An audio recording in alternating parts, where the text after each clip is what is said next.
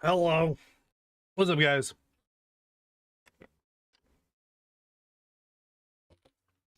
I'm definitely prepared for this. It definitely wasn't late as... Well, not that late. Only a couple minutes. Hi. What's up, guys? Hello, Penguin. Hello, Taco. Hello, Igor. How's everyone doing today? Unfair Kingmaker, we got 22 more subs on YouTube before we do that. Before I jump into that particular nightmare. I forgot to do some things to get things set up, so give me one moment while I get that dealt with.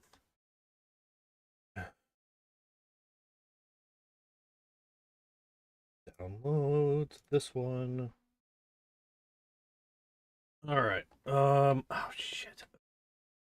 Tracker off on. No. Please.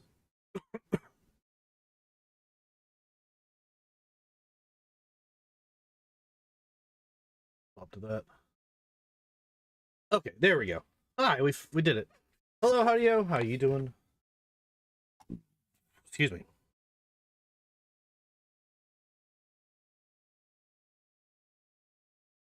What?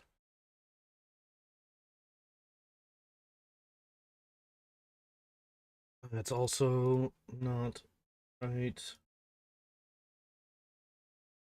Bard speed run? We're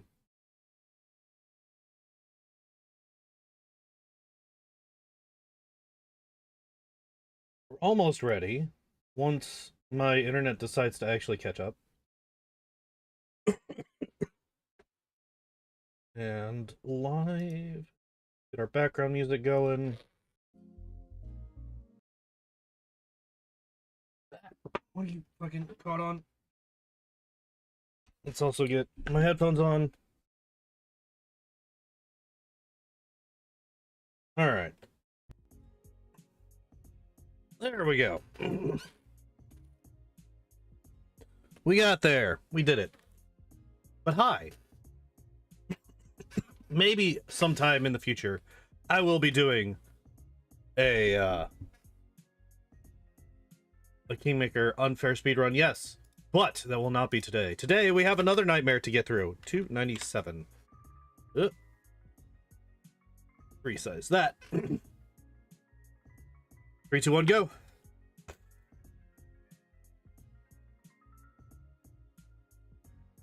Okay, so I think if I remember correctly, at the end of last week,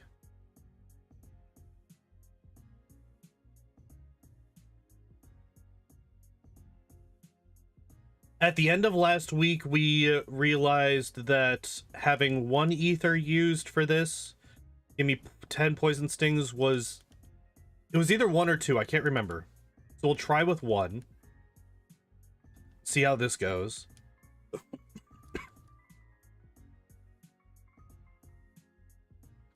What I would like to have is I would like to see a lot of leers or tail whips from the Rhyhorn here. Not Fury Attack.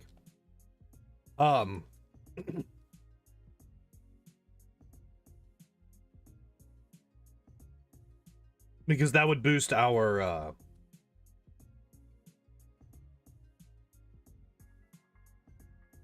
that would boost our attack with badge boost, right? How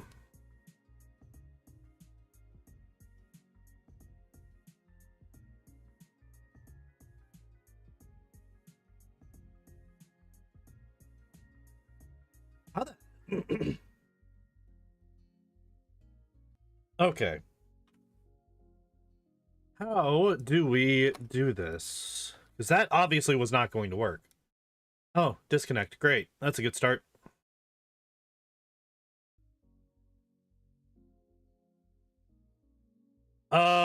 Maybe we don't use struggle here.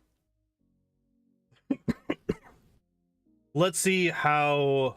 I'm not going to save now that I've done the Pokemon Center thing. Not going to save. But we are going to try it with full PowerPoints. Because obviously straight shot is going to be useless here. So we're going to want to get rid of that at the very least. Because we're not going to beat this guy with full poison sting, I don't think. We have to find out what the right ratio is of poison sting to struggle.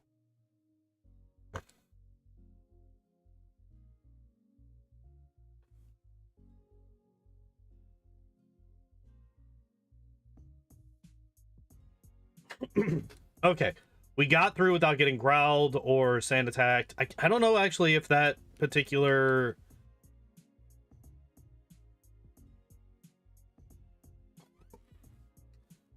Okay, so we... Damn.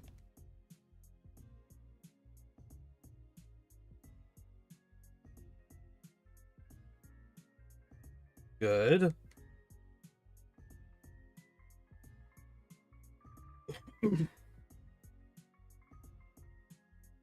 So if we can get to...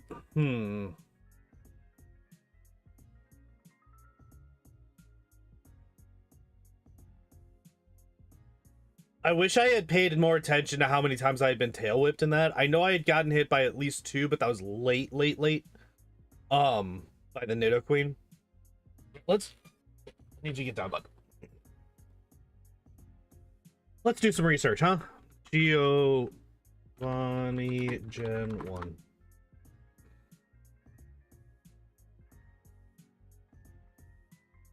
Gym battle.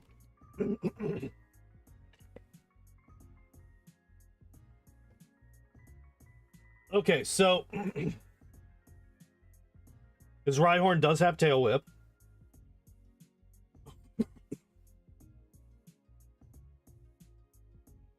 So I think the best outcome for us is to get hit by like just have him spam Tail Whips the entire time, right?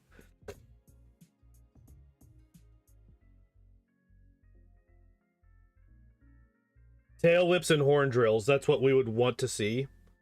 Because if we get hit by 6 Tail Whips, that is a boost to our attack of 4.5, 75%. That's an extra 75% on our attack. Which is pretty huge. Dugtrio has Growl and Sand Attack, which are really bad. Last time we had a failed Growl, and then he slashed me twice, which is not fine.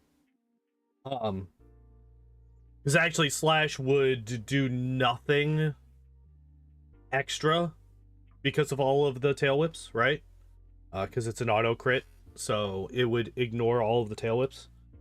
And then Nidoqueen has Scratch, Body Slam, Poison Sting, and Tail Whip. She shouldn't use Poison Sting, I don't think.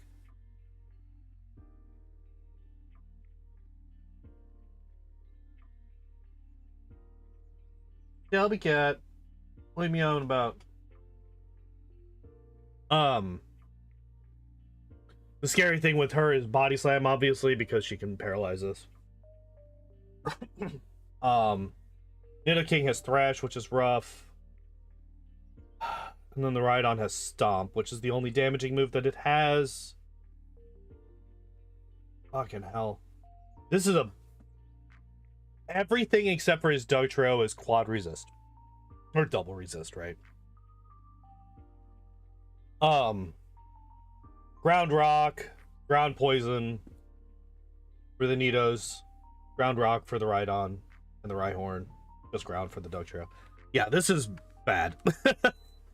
This is bad for us.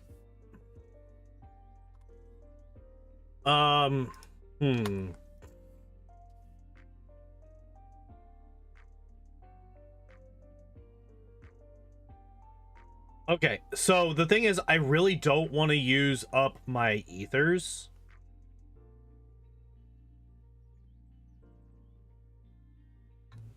So I think we do have to do this.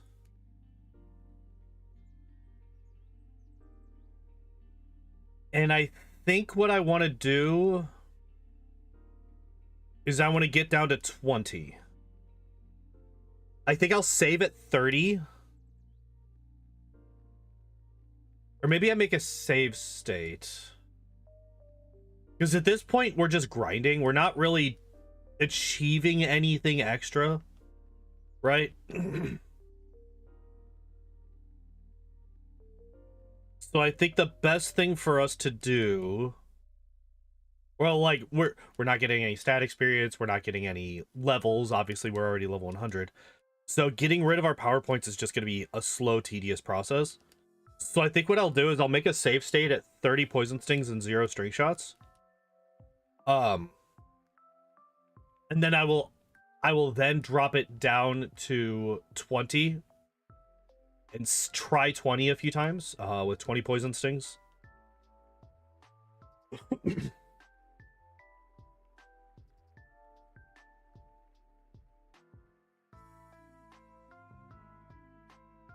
Here, actually, before I continue that, let's go to Celadon. Let's got the closest water bit.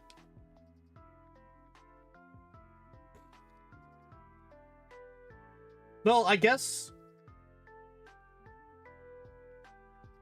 technically Pallet Town also has really, really quick water access, huh? Probably faster than Celadon now that I think about it. Well, if I ever have to do this again, I now know to go to Pallet Town instead.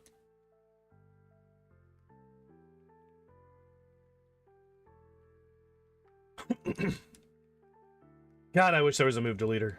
I wish there was a move deleter really bad. That'd be so nice.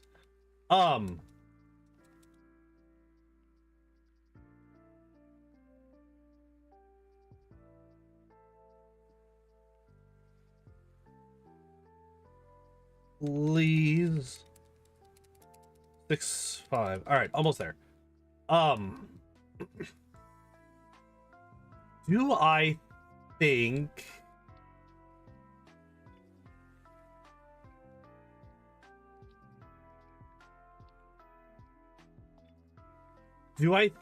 that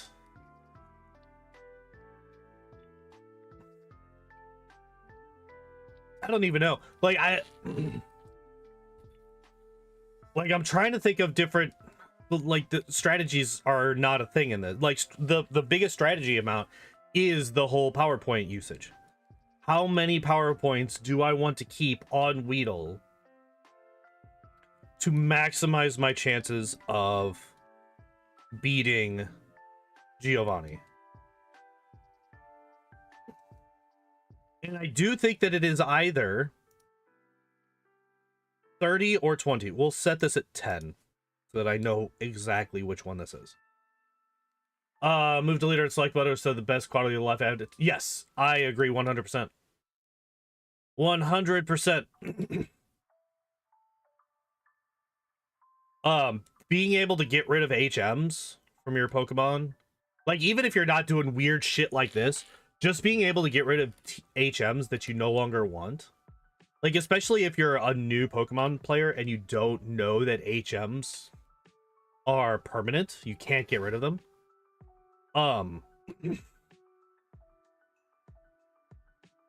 Because I did that in one of my earlier Pokemon runs.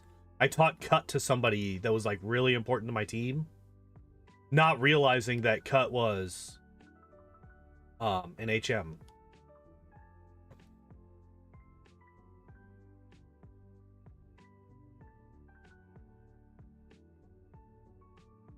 Okay, so that's 20, right? Yes, okay. So let's give Giovanni a shot here. We are still at max health. We didn't take any damage from quick attacks or anything like that.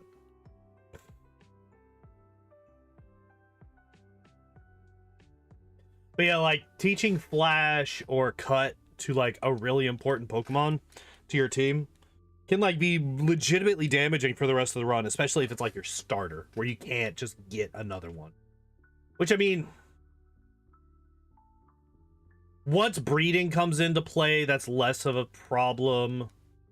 Come on, hit me with fucking Tail Whip, you coward. There's one. All right, that's good. Missed that. Stomp. Okay, we got hit by one whole fucking... All right. Guard spec is fine. A failed growl is great. Tail Whip. Tail Whip. And it failed, of course it did.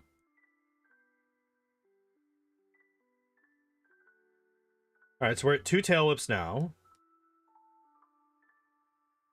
Okay, no Body Slam. 3 Tail Whips, that's good.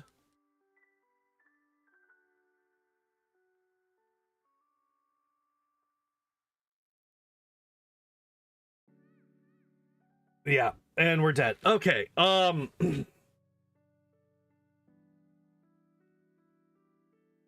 what does the Nidoking have? Tackle, Poison, Sting, Horn Attack, Thrash. Thrash is obviously the worst possible thing for us to see, and we've seen it both times so far. Also, by the way, happy 300 deaths, everybody. We made it.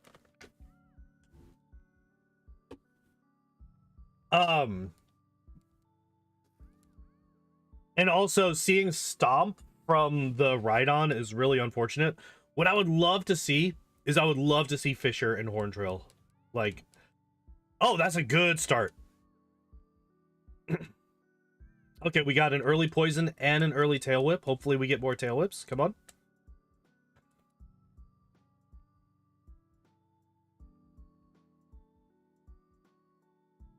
Okay, so we got 2, so that's an extra 25%.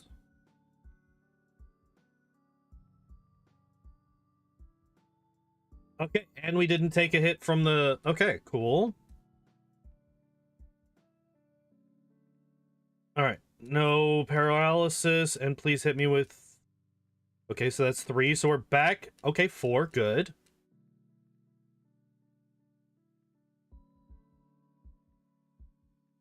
We've taken a lot of damage this time. Alright, we're definitely dead this time around. Oh, and a Gen 1 miss. Not that it mattered, but yeah, we did just Gen 1 miss that fucking struggle. Alright. So I was kind of hoping to talk about a movie that I saw this weekend, but I wasn't really paying that much attention to it as I watched it. But it wasn't as bad as I thought it was going to be. There was definitely some cringy aspects to it. But I rewatched Mewtwo Strikes Back this weekend.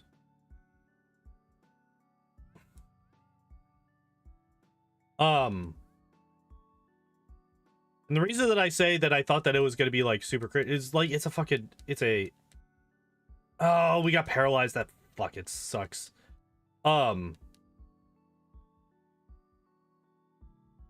I don't really see a way for us to win this now.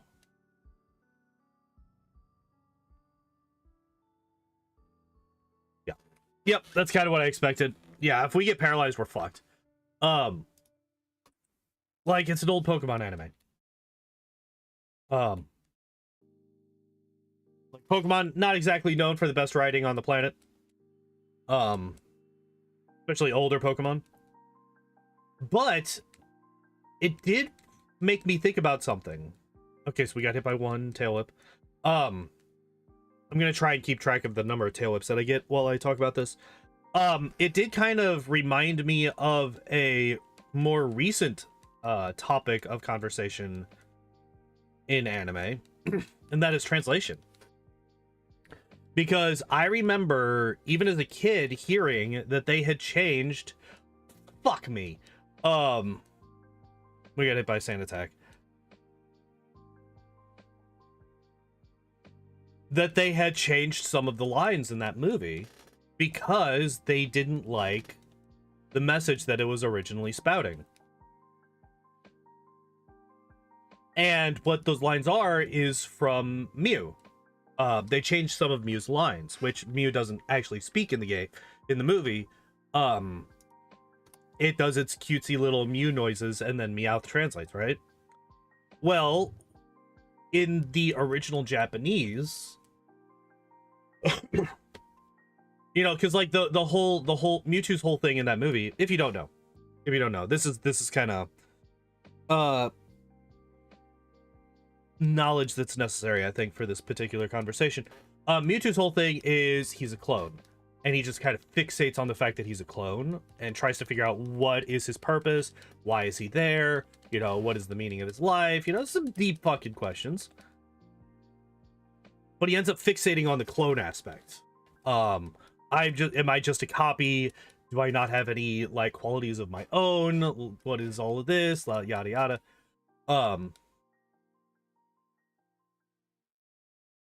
Don't fucking paralyze me. So stop using body slam. And in the fucking hell. In the English version, Mew comes in, you know, Mewtwo's all pissed off and he's trying to destroy the world and kill all non-clones and all this good stuff. Mew comes in and she's like, no, we gotta all it doesn't matter, the quality, like, it's the, like, how you were born doesn't matter, it's what you do with your life that matters and all this other stuff. Which I think is true. Mewtwo should play Soma. Mewtwo should play Soma. Most people should play Soma. I think it would help if people actually played Soma and took it seriously. But yeah, Mew's point of view is, in the English version, no, it doesn't matter what you are. It's what you do that matters. Whereas in the Japanese, Mew's not that good of a person. In the Japanese version, oh, I think I'm just fucked now.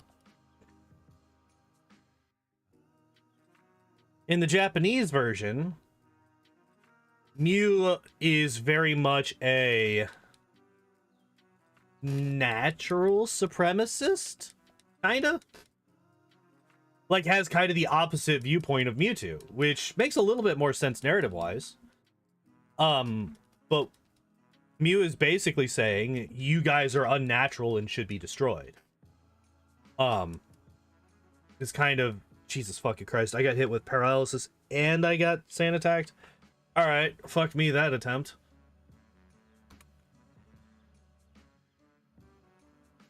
Maybe dropping it down to 15 is the play. I'm starting to think that 30, there's no way that we do enough damage with 30 to make it worthwhile. I'm gonna go get rid of 5 more power points and then we'll try it then.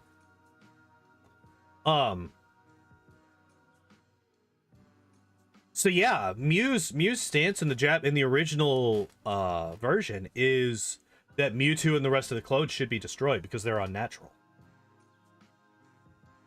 So it's a much harsher dichotomy between the two. Well, between the two Pokemon. And it was changed because I guess the translators didn't want kids in America to think that Mew could be an asshole or something. I don't know. Like that only Mewtwo should be learning this lesson that, you know, it doesn't matter how you were born, what matters is what you do with your life. Because like in the Japanese version, both of them learn that lesson once Ash sacrifices himself. They both learn it. Whereas in the American version, it's just Mewtwo that learns it. Mew's already fucking super hyper altruism. And like, it reminded me of the whole, you know, recent thing with translators and localizers and, you know, people being over their bullshit. Be like, no, fuck it, just, you know, give it to AI, I guess, at this point, because fuck these people. We would rather have AI do this stuff than the people that are doing it now, because the people that are currently doing it are so shit. I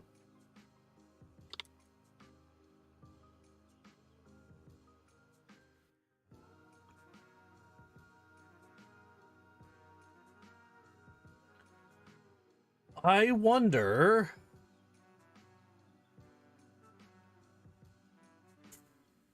I don't think we survive.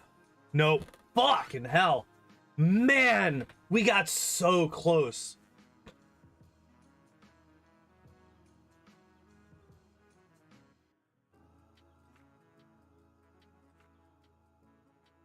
Man, that's fucking, that sucks.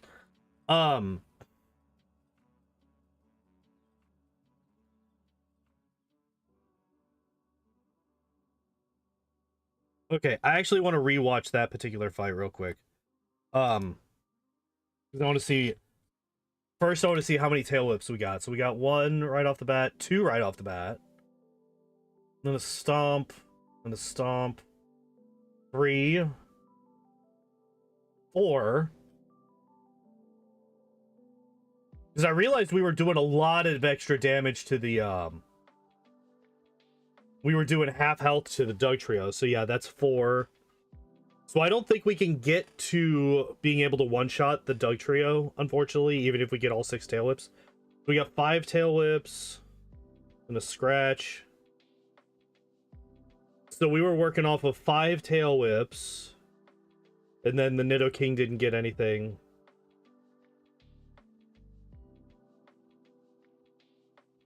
Yeah. Fucking hell. Okay. Let's see.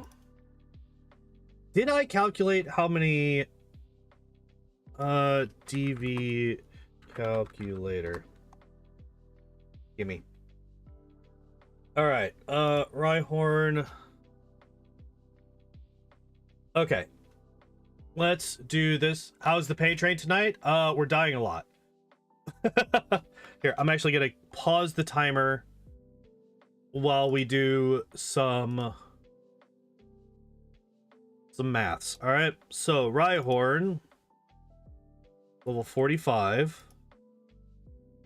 All right, so we start off with 135 health wise. Okay, actually, no. Let's not do the Rhyhorn first. Where is Nidoqueen? All right, so Nidoqueen is level 44. So that's 141. Pull this over to my other monitor. And then we have Nidoking. We got Nidoking. There you are. Level 45, who has 136 health. So 136. Then we need Rhydon. Where's Rhydon? There you are. And Rhydon is level 50. So he has 174. Plus 174 is 451 divided by 2. Means that if we were to survive struggling Nidoqueen, Nidoking, and Rhydon, we would need 227 health. Which means that we would basically have to take no damage at all from the Rhyhorn and the Dugtrio.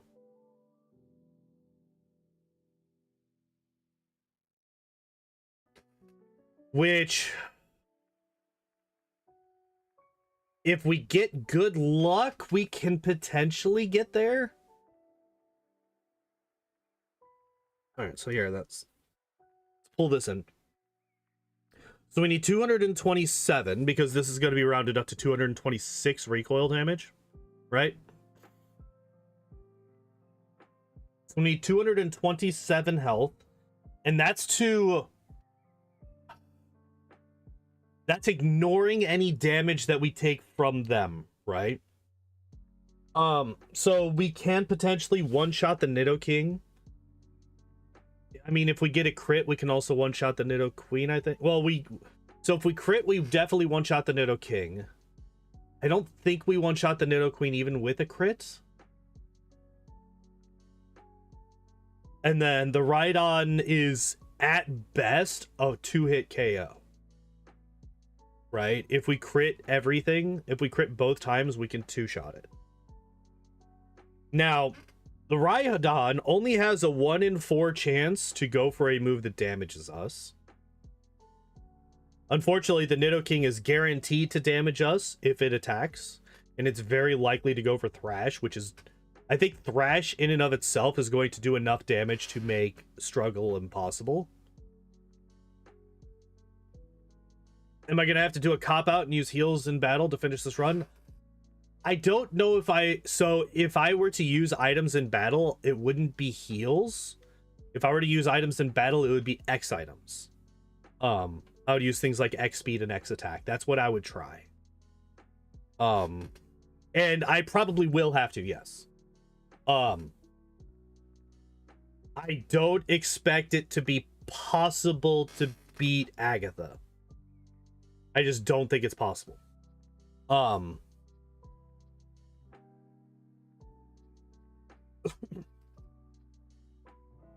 actually, I've been shown multiple times that it should not be possible. Without perfect luck.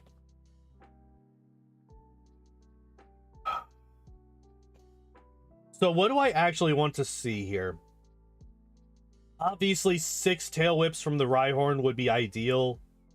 And then like a failed growl from the Doug trio. Or a failed sand attack.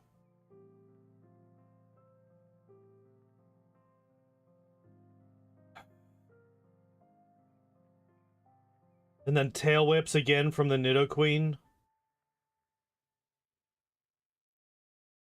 Alright, let's just try it again.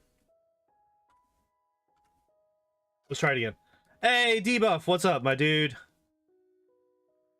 Alright, let's go back to this layout here. There we go.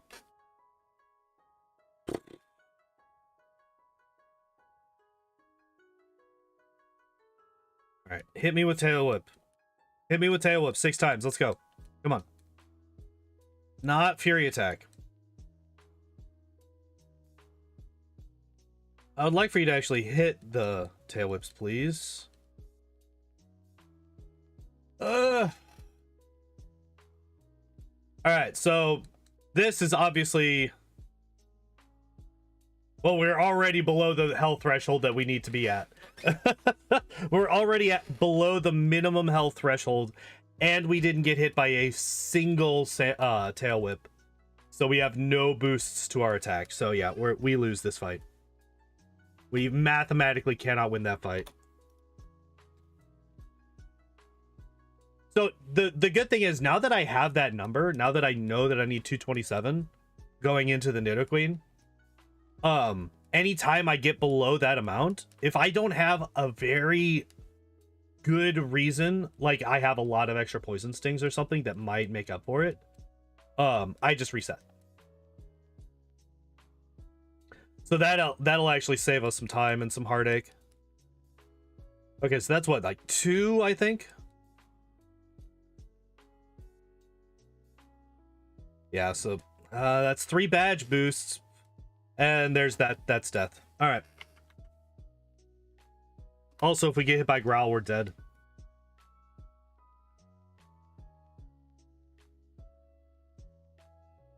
All right. Will this ever actually work? Will we ever actually be able to do this? 1. Come on. Hit me with Tail Whip again. Oh my god. I know it's a 1 in 4, but please.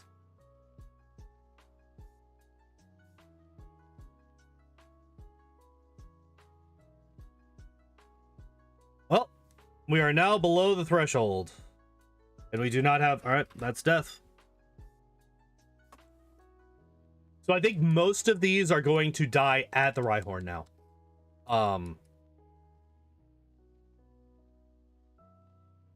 Which is actually nice. Kind of. It's kind of nice. Because that now means... Jesus Christ, are you kidding me? Wow. Okay. Reminder, every single one of those stomps was a 1 in 4 chance. And we're already below the amount that we need. And we've only been hit by 1 tail whip. Alright. That's 309. I think if I don't get at least 4 tail whips from the Rhyhorn, we're just dead. I think we need at least 4 tail whips from the Rhyhorn, along with that 227 health. Enemy one-shot moves don't work on the player? No. So, one-shot moves in Gen 1, if you are slower than the Pokemon you're attacking, it will not hit. So all of the one-shot moves, they have a hidden mechanic to them. It's not a flat percentage chance. In Gen 1, it's based on speed. In every other generation, I think it's based on level. The accuracy actually goes up the higher your level is relative to the enemy. I think you can get it up to level to 70% accurate, I think, at most.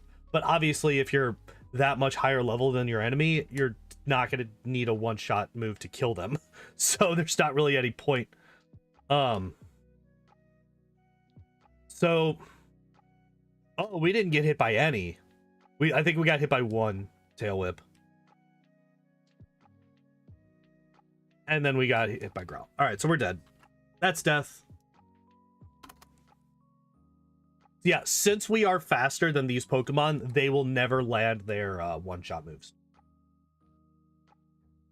But they have landed them in the past. Only like once, I think, in all of my solo runs have they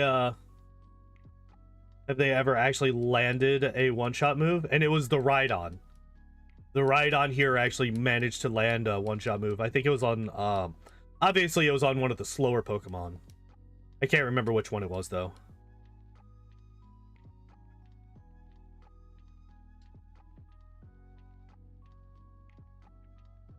HP was close that time before the growl. Yeah.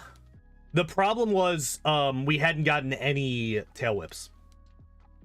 So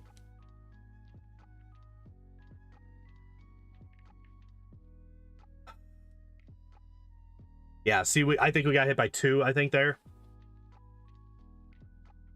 Yeah. And we do not have the health. Also sand attack. So yeah, we need a lot of luck to be able to win this fight. We need a lot of luck to be able to win this.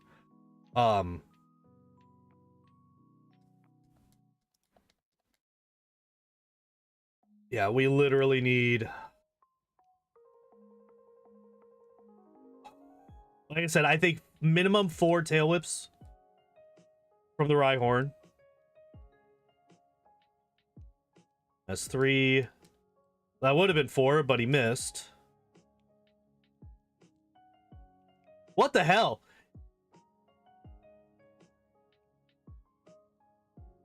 But yeah, he's dead, or we're dead.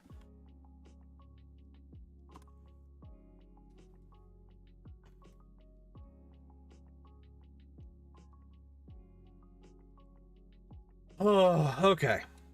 Let's try this again. Your attack sucks. Tail up is good, so that's 1. Come on. There's 2. Good. Horn drill's good. We like to see horn drill. 3. I think 3 lets us 2-shot. I kind of don't want to see another one because I want to see if 3 allows us to 2-shot the... Damn. I wanted to see if 3 was enough to 2-shot the Dugtrio. Just to get that info. Oh, we crit anyway, so it doesn't matter. Yeah. And then that one, you saw how much extra damage. Now, granted, that was a crit, but that crit was doing slightly more damage than we would have done normally after all the badge boost glitching. And then he growled us, and you saw the immediate difference in damage that happened. That's why I said, if we get growled by the Dugtrio, we're fucking dead, and there's no point in continuing. Also, I'm pretty sure we were below the health threshold that we need anyway.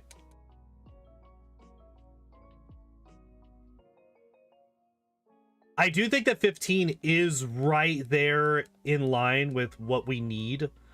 We got 1 tail whip so far.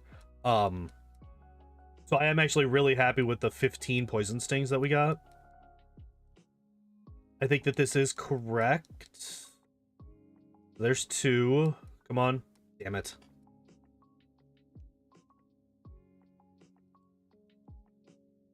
Yeah, see, that's 2. And 2 is going to be a 3-hit KO. Which we can't. I mean, we could survive if we got really, really lucky, but we really need to 2-shot the Dugtrio. Because if the Dugtrio gets a slash off, for every slash that we get from the Dugtrio, that like horrifically hurts our potential to win. we still, is that 2 or 3? I can't remember. I'm gonna say 2. And we have already taken a lot of extra damage. So that would be 3. Please don't hit us with another one. I just want for science. We only had 1 poison sting left. I wanted to science, but that is half health. Okay, so we can kill him with 3. So we can... I mean, obviously, if we have 3, that means that we're getting hit more often, which means that we're going to be taking more... This fight requires so much luck. Holy fuck. All right, 1.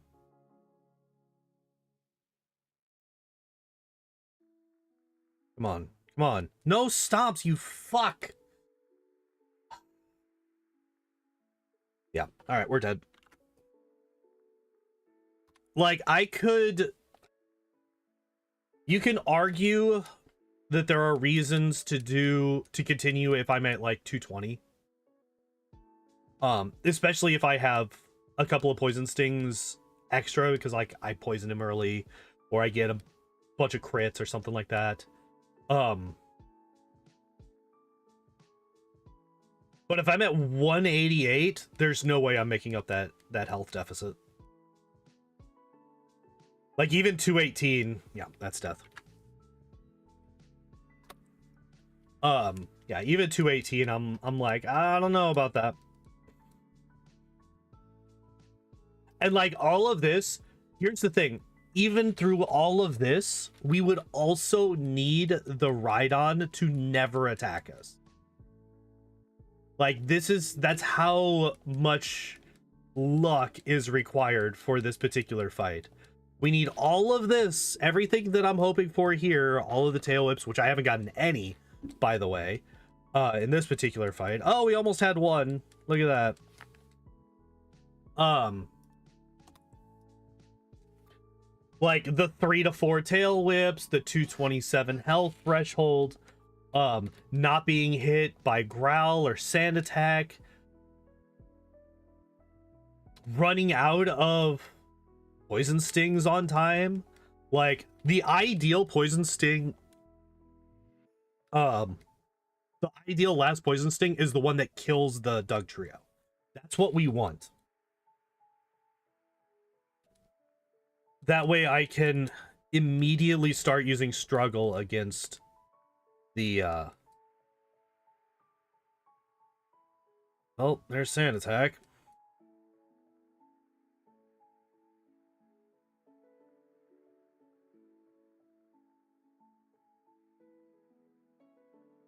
Yeah. It's a whole lot of what ifs. It is. It is. Like, this is an absolutely enormous amount of, yeah, see, we're dead. Like, this whole thing is an enormous chain of if-then statements. And all but like 1 lead to reset. Try again. So that's 1. We got 1 tail whip. 2, good. No more, please. Of course, he gets a 4 hit. And yeah, that's death. And there's nothing else that we could do. Like, we can't do anything to make ourselves stronger anymore.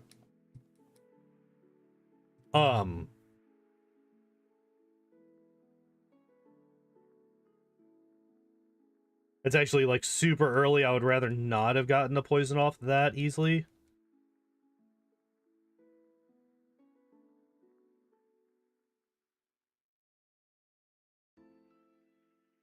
Especially if he's going to follow it up with a 5-hit Fury attack. Alright, well, fuck me, I guess.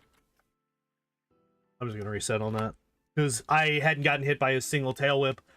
I don't even know if he had enough health. I wasn't looking at his health. I don't even know if he had enough turns left that even if he hit us with tail whip every turn, if we probably still would not have been able to 2-shot the Dugtrio.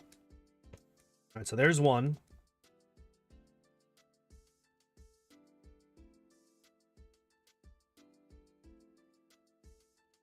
And like that's the other thing.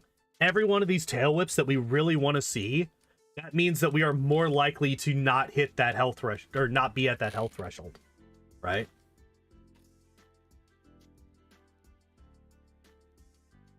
And there's death. All right, cool. Have I seen the Deadpool trailer yet? I have. I want him to kill the Marvel Universe. That's what I want from that movie.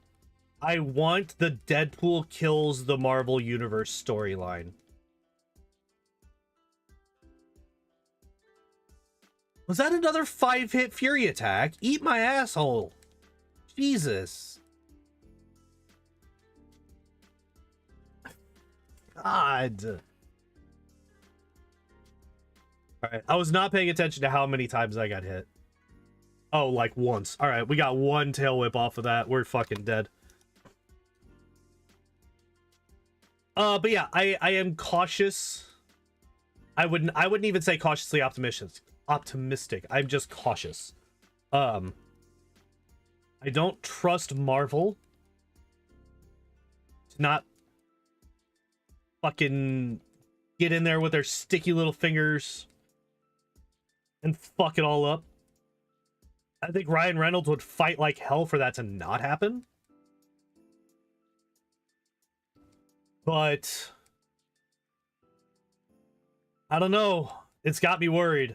Like, anytime I see anything where I'm like, oh, this could be really cool, I am always worried. I'm always like, they're gonna fuck it up. They're gonna fuck it up. They're gonna make it terrible. And I know they're gonna make it terrible. All right. We have 107. We did get hit with a growl. Yeah, we're dead. All right. Yeah, we're dead. We're dead.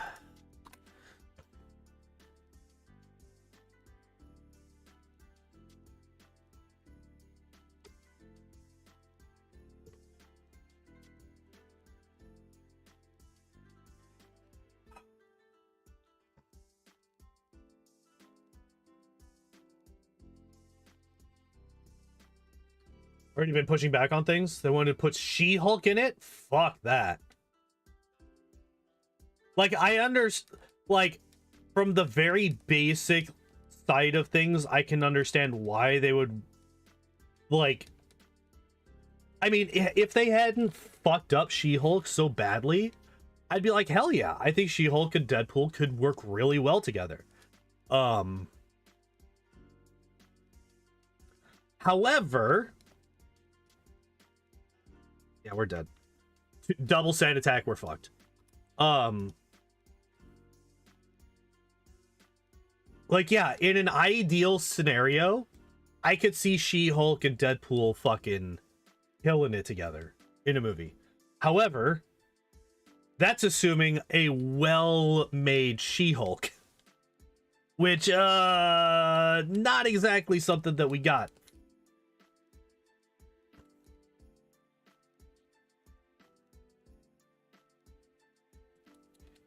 All right, so we got two. Oh my god. 3. We got the 3. Now we need to.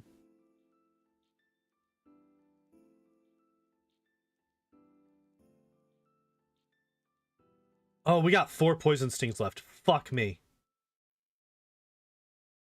All right, that's we're fucked. We're dead. We're dead. Right? Yeah, there's no way. We are at. Nope, never mind. Never mind. Nope, never mind. I was trying to be hopeful. I should have known better than to try to be hopeful in this run.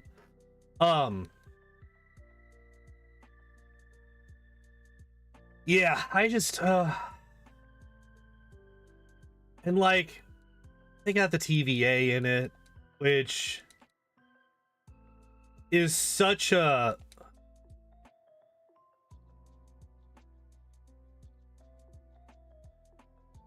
yeah, like, but like that's the reason that they wanted her to be in Deadpool, is because she's also a fourth wall breaker. That's the only reason. Which that's not a good enough reason to put characters together. It's like, oh, you do a thing. You breathe. You're also breathing. You should have a show together. No, that's not enough. You don't want that. Okay, this is the most... Wait.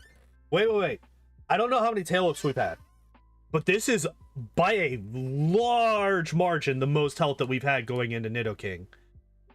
Please one shot.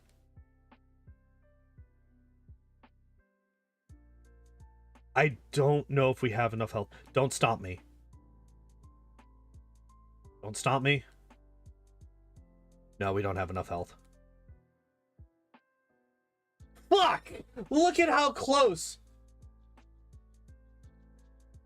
Why not save poison string power points and spam string shot when they get poisoned? That will not do enough damage. Well, Nidoking and Nidoqueen are immune to poison, so that won't work with those too. Like, you might be able to argue that that might work with Rhydon, but Poison Sting is quad resisted by everybody here except for the Doug Trio. Because ground resists, rock resists, and poison resists poison, right? We got Rhyhorn, which is ground rock. We got Doug Trio, which is just ground. We got Nidoking and Nidoqueen, which are ground poison, and then we have Rhydon here that's ground rock. Also in Gen 1, Poison Sting is 15 base power, whereas Struggle is 50. So we're also using a much stronger move that even if they were the same base power, it's doing double damage because we're losing out on one of those, or at least double damage, right? It's doing more than 4 times the damage of Poison Sting against Nidoking and Nidoqueen because it's neutral versus quad resisted.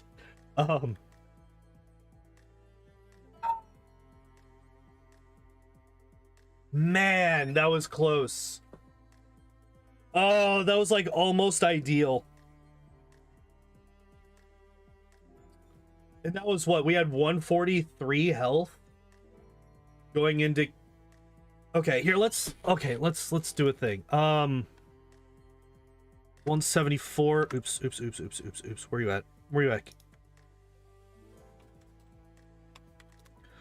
We needed 87 health, and we were at 74.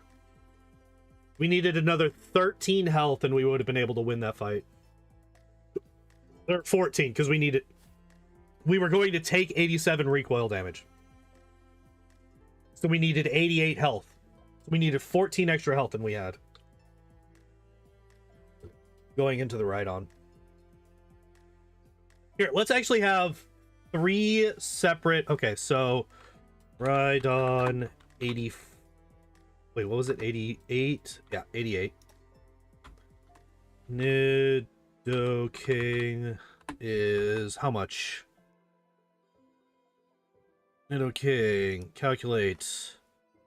Alright, so we got 174 plus 136 divided by 2, 155. And then Nidoqueen was what? What were we saying? Was it 226? What was it? 227. 227. So we need... Alright. So, the minimum health that we can have going into the Nidoqueen, as long as we are only doing Struggle, is 227. The minimum for Nidoking is 156. The minimum for Rhydon is 88. So if we have less health than that going into those 3 Pokemon, we just reset. Man, I thought for sure that that fight might have been it. We're close though. We just need to get lucky. That's what we're looking for. We just need the right amount of luck. The right combination of tail whips, misses, crits on our end.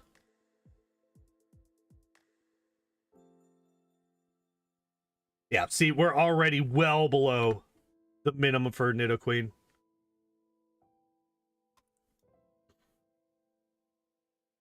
You have to talk about how terrible She-Hulk is.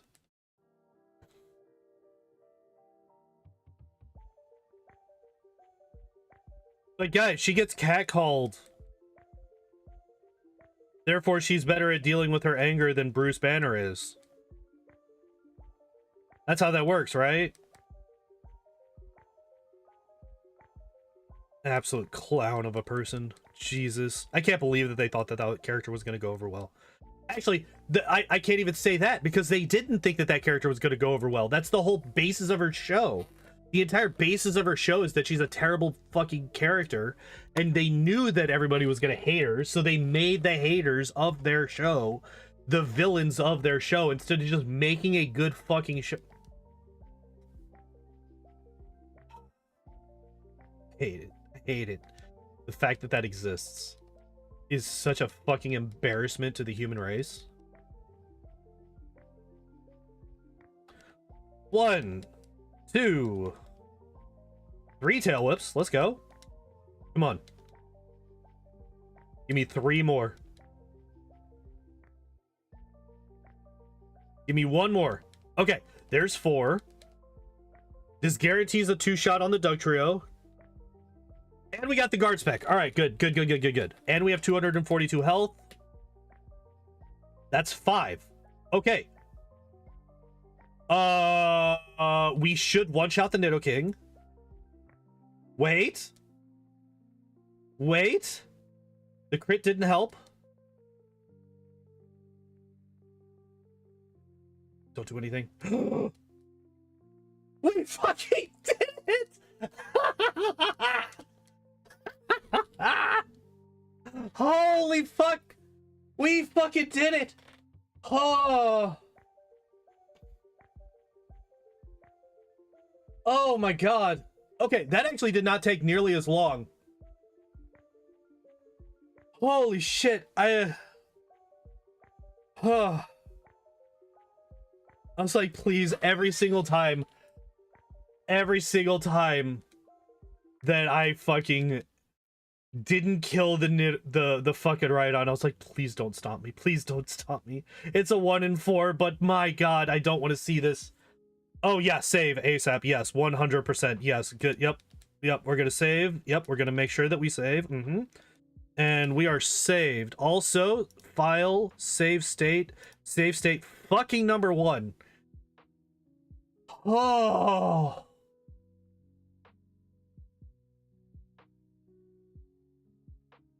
feels good.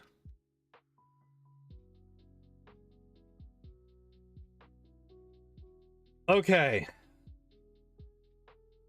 Now the question is, how the fuck do we beat this guy? Because this is literally out of the frying pan and into the fire. Every single fight. Every fight is... We're just moving seats on the struggle bus. Alright.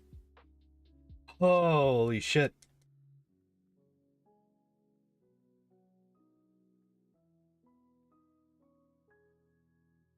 Alright, so I'm just gonna see what happens if I just struggle the entire time. Or if I just poison sting the entire time, right? So again, this Rhyhorn I think has Leer and Tail Whip. So he's only got a 50-50 chance to actually do any damage to me. Well, that's actually kind of similar to the last one as well, right?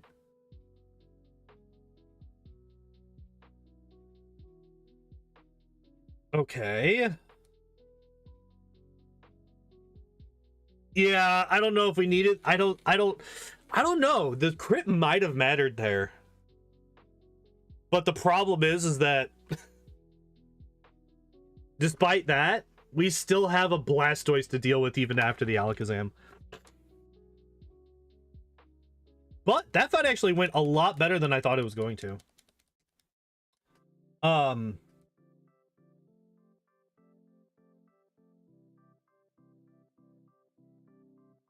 Oh, man.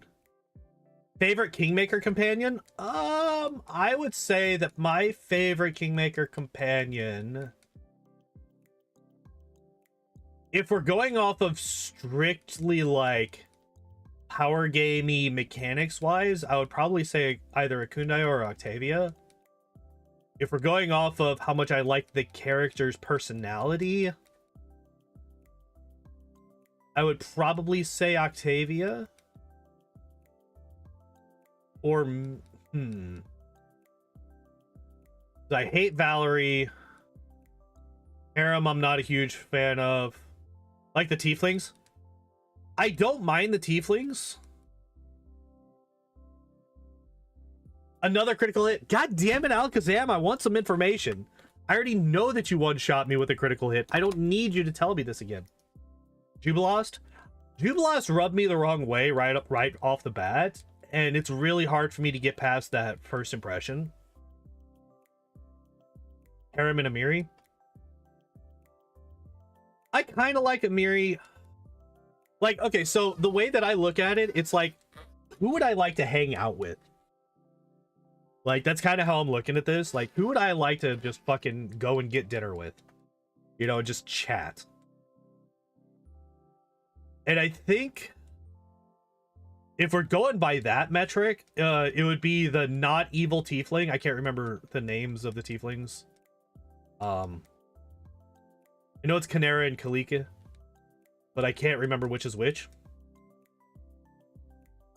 It's been a while since I've played with those two.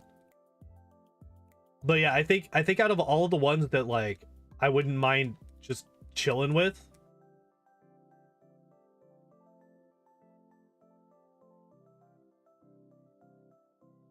okay, well, that fight was actually a lot easier than I thought it was going to be. The champion fight, not so much. Canera is the evil one? Okay. I couldn't remember. But yeah, I would say probably the good tiefling or Octavia. Yeah, that one went very, very well for us. Unfortunately, the champion is going to be a lot easier, or a lot harder, I mean, sorry. We're going to be dealing with an Arcanine instead. Well, the Arcanine still only has Ember. Why do I have 45 max repels? What the hell's wrong with me? Wait, why the fuck do I have 45 max repels? Ragongar is just unpleasant. Yeah, he's not great. Not a huge fan of that guy.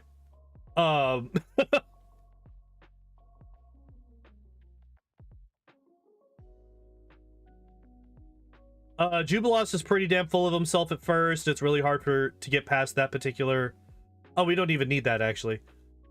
There is a rare candy that I usually grab that we don't need because we're already at level 100. Now, the thing about this run is that I will allow myself to save in between. I will allow myself to save. Oh, hiccups. In between Elite Four members.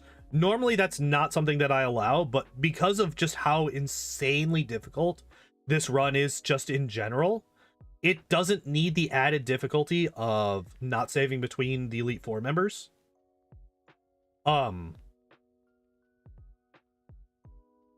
even still, like, I'm not going to spam saves in between each of them. I think I'll save every other.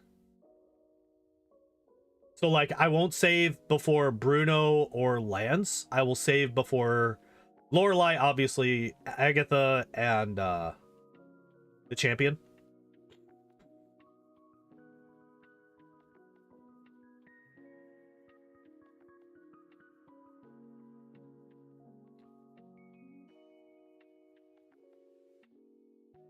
Before and after Agatha. Maybe I do that. Maybe it's just before and after Agatha. That's actually probably a better way to do that.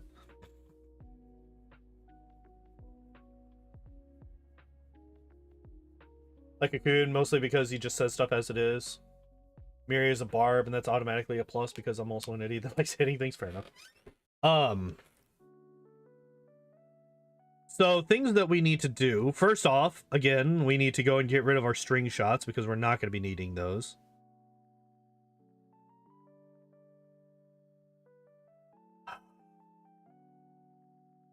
All right. We also need to use the power point up on Poison Sting.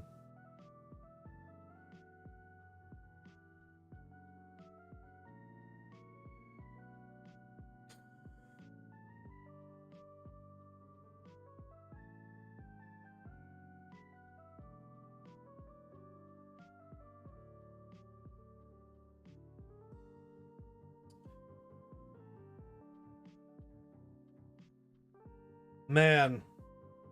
All right. Let's do this. So what do we have? We got two. Oh, hi. What's up, kitty cat? What's up, Shelby? We do have a lot of hyper potions. We got a lot of full heals. So we're actually pretty good on healing items. I kind of forgot that we had all these TMs still. Oh, be careful. All right. I don't know why I'm holding off on doing this.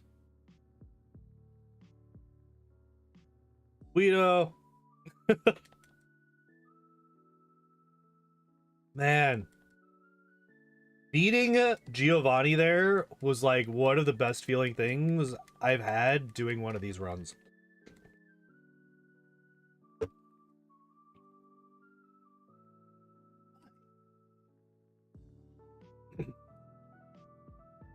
Oh, speaking of things happening in these runs, I've remembered that clips are a thing. And not just clips, but I've remembered that like YouTube shorts are a thing. And I'm gonna try to start going back through my streams and picking out different things that happen and uploading them as shorts. All right, there we go. Like I uploaded one of those this morning. Let's not heal and get back the power points that I just fucking got rid of. Thank you. All right. Let's deposit all of these extras.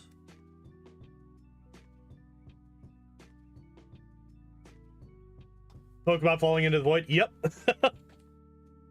And like the hilarious thing, I actually mentioned this in the Discord. That's like top 10 uploaded things that I've ever done in terms of views. It's kind of insane how quickly that became a thing.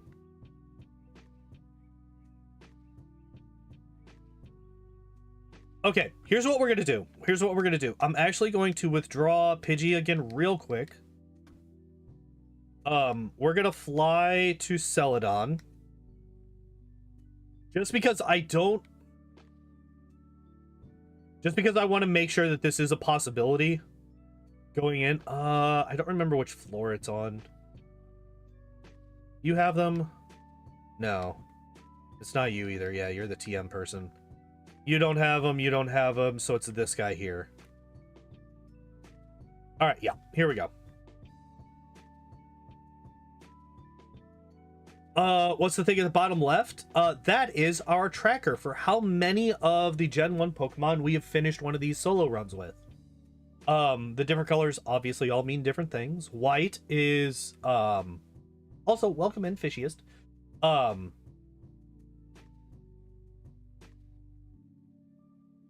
Is next one chosen? So tomorrow we're going to be trying to clean up the Squirtle, Charmander, and Spearow runs. Because we've started all three of these over the last week or so, and I wasn't able to finish any of them in the time of that one stream. But the one after that is not yet chosen now. I am reserving that one for my choice because I want an easy run after all of these nightmare runs. So I'm probably gonna do like, I'll probably do one that's interesting, but I think is going to be easier, like something like a Tentacruel or a Hypno or something. But But yeah, for fishiest, for your question, white, all of the ones that still have a white background, those are ones that I have not yet done. The ones with a with a black background, I actually cannot. You cannot win the game with those.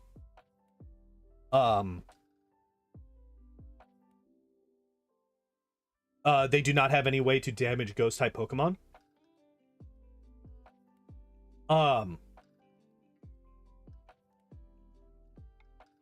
Look at what's up.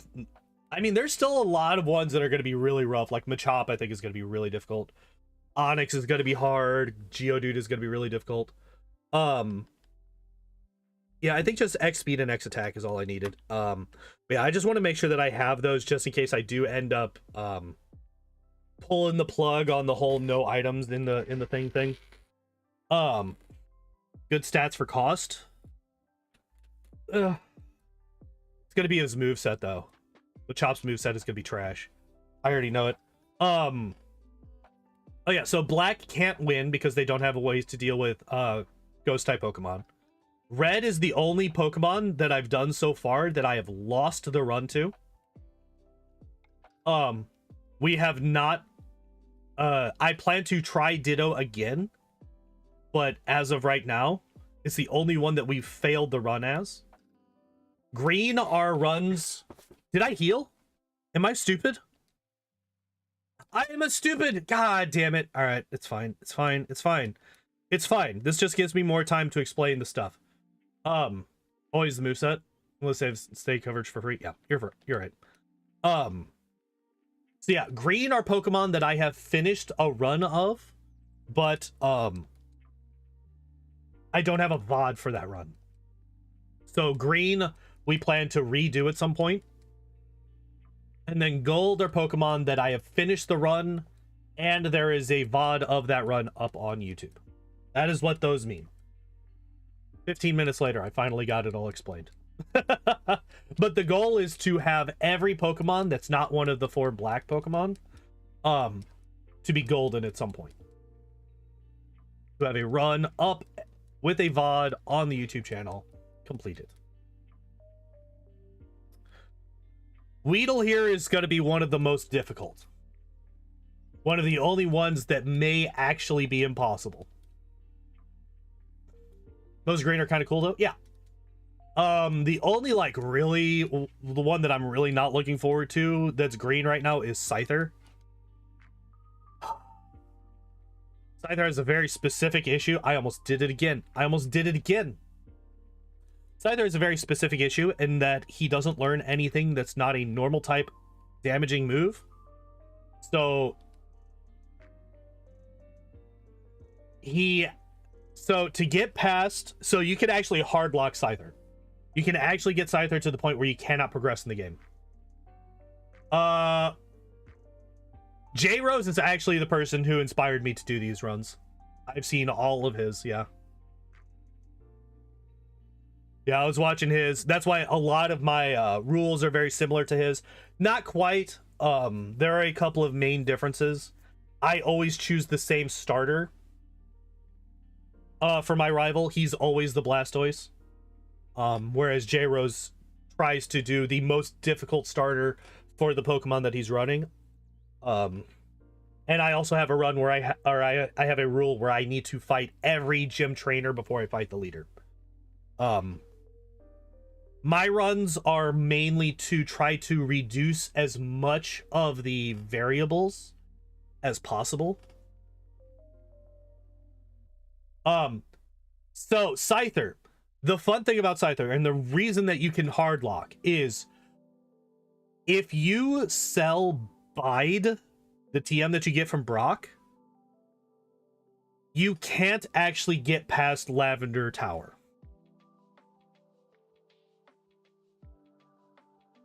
You cannot get past Lavender Tower if you don't teach him Bide, because you don't have access to Mimic yet.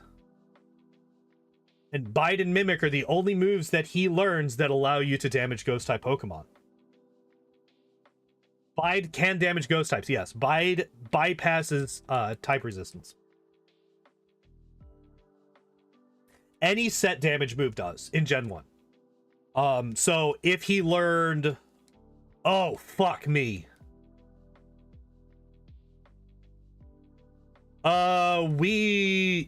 Okay. We yeah, that's fixed in Gen 2. Yeah.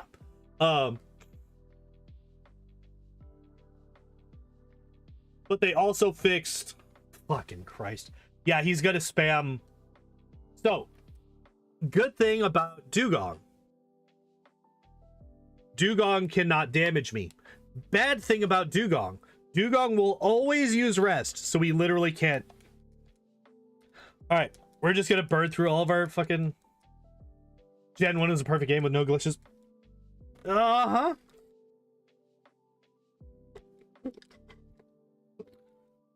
I wasn't relying heavily...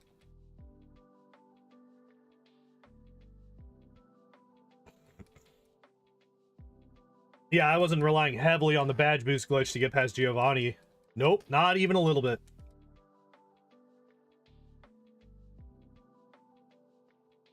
Some point he will miss rest. Oh my god, imagine Gen 1 miss on rest. That would actually be really funny.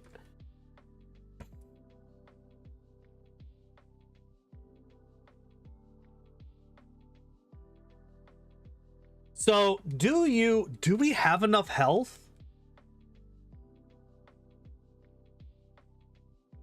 Do we have enough health?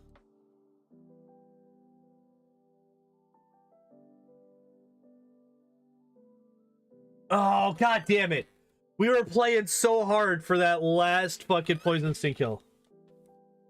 Did I beat Giovanni on a Gen 1 miss? No, I beat Giovanni via pure fucking luck and dying like 800 times. I don't know how we actually do this. There's no way we have enough health to struggle through everything else. How do we beat this? Got here as we were finishing Victory Road. Yeah, so we had to figure out, like, all right, we need this many tail whips from the Riot Horde. We need this much health minimum when we get to the Nido Queen. This much minimum when we get to the Nido King. This much. No items in battle. This is correct. We're all Gen 3 Pokemon in Emerald, but oh my god, that'll take forever. Yeah. Oh yeah, we did some math at one point. At one point, I was doing 1 run per week for this. Found out that it would take me 20 years to go through the entirety of Pokemon. Because I would like to do runs for every Pokemon for every gen. Not every single Pokemon. So I'm not doing like 1,000 runs of Gen 9. But every new Pokemon introduced that generation, I want to do a solo run. And like, I think what I would want to do is like the 5 fastest or the 10 fastest from the previous generation. Nope, I broke a thing. So it's not based on how much faster you are than he is. It's what your, just play 2 Pokemon, 1 controller. Oh my god. It'd be a nightmare. Yeah, it's based on your base speed. Which, Weedle's base speed is actually its highest stat at base 50. It's actually not terrible. The problem is, I'm not just restarting that.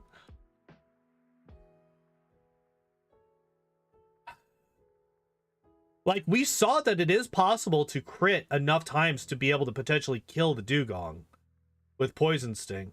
Hello, Suggy Bang. Suggy Bang? Suggy Bang. Hello, how are you doing? I like that emote. I like that emote. It's good. And we have 56 tries at it, right? So basically, we just need Dugong. We need enough crits. Do we save scum until we crit every time? No.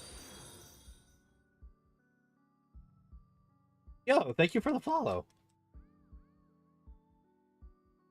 Thank you for the follow, Fishiest. I appreciate it a lot.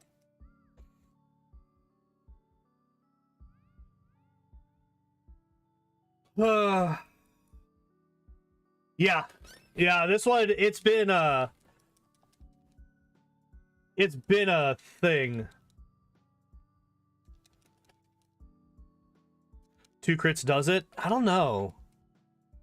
I think we need 3. I think we need 3 consecutive crits to kill the dugong.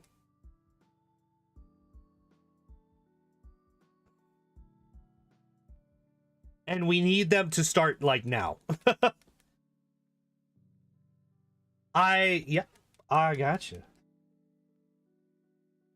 Also, you have the same naming scheme that I do. If I can't get Pondor on something, my name is Pondor was taken.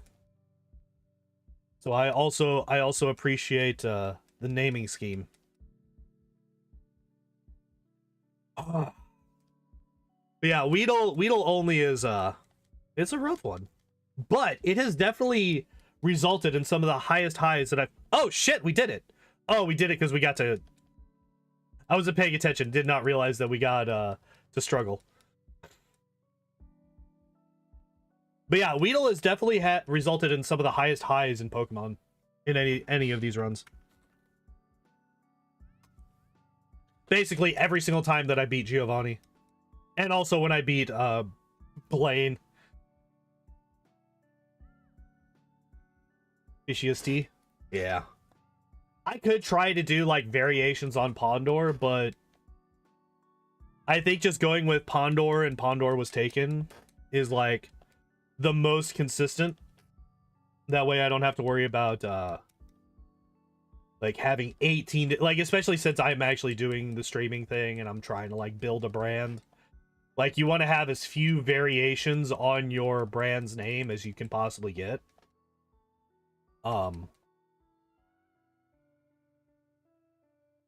Just for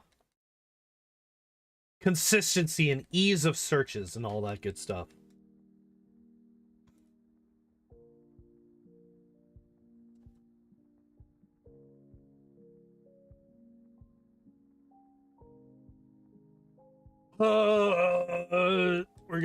We're just gonna be here until we run out of poison stings again, aren't we?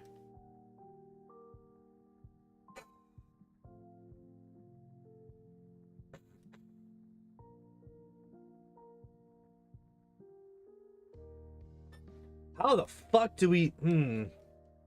Because we've been shown that there's no way that we... My god.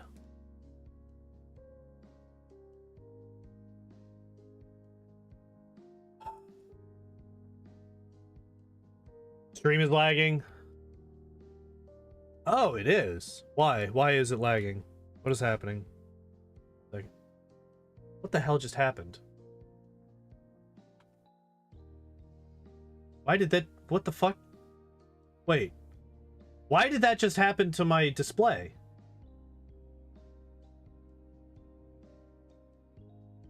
Oh, because... Wait, why did that just happen to my...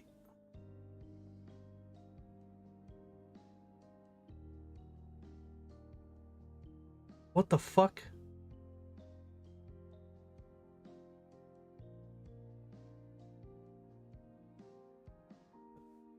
Okay, did not notice. No, it was on my end, unfortunately. It should be better now. Okay, apparently if I just hit numbers on my number pad, it will change the size of the window. Fortunately, setting 4 seems to be the right one.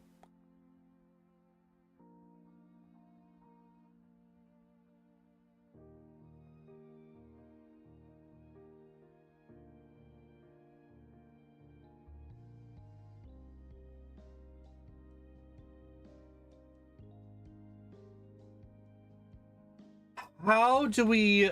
Okay, how the fuck do we beat this lady? How do we kill you?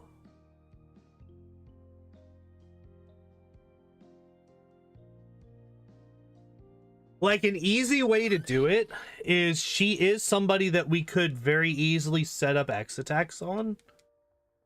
And that would make it so that, yeah. Hmm.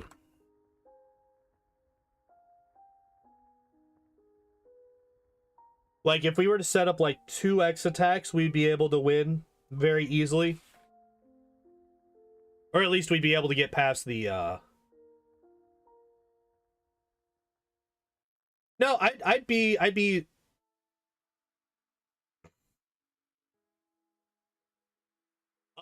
think it's x over 256.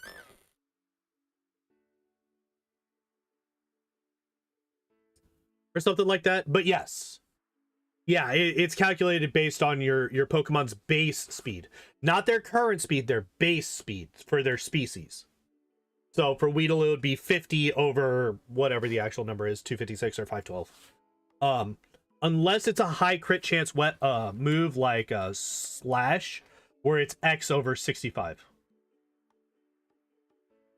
Just as big as I can get it. Yeah. I just set it at this one. It seemed it's a decent enough size. Plus I have extra screen space where I can pull up other things if I need to look something up or something like that. What the hell do I do here? You know what? Let's just try it.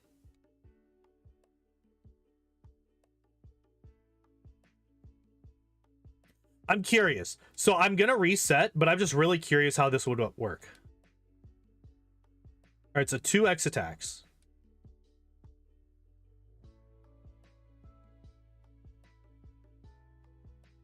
Yeah. Still not very much damage.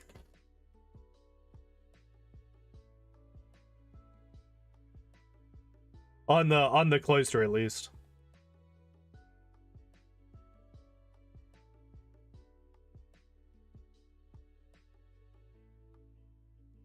Yeah, so this would... Oh yeah, because the Slowbro is also locked into Amnesia. I was about to say, I'm actually surprised that the Jinx survived. Her defense is like trashed here. Yeah, the Lapras is the only one that might be that could just do whatever the fuck it wants. Ugh. X times 100 over 512. Yeah, so basically that's just to get the percentage. Oh, it's all good. I have it here. We will... Yeah, I just have it turned off for links. It's all good. You're fine. It is 512. Okay. So yeah, like that's how so by the way, this right here, this is why we don't allow X items. This is why we don't in these runs. Is because you saw how difficult it was before, how much thinking I'm trying to do, how much I'm trying to... Well, I mean, like, sometimes it does just come down to luck. But, like, if we could just use X items, any one of these Pokemon becomes very, very easy, especially if you have a free setup. So, we're going to reset. I'm not going to count that as a death. Although I do think that I am behind on one death, so we're going to pop it up to 332 anyway. But yeah, that's kind of why I didn't want to do that.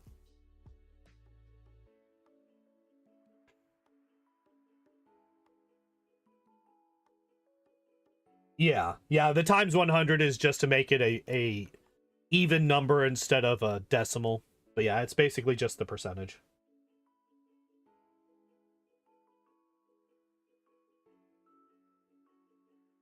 Or an evener number, right? How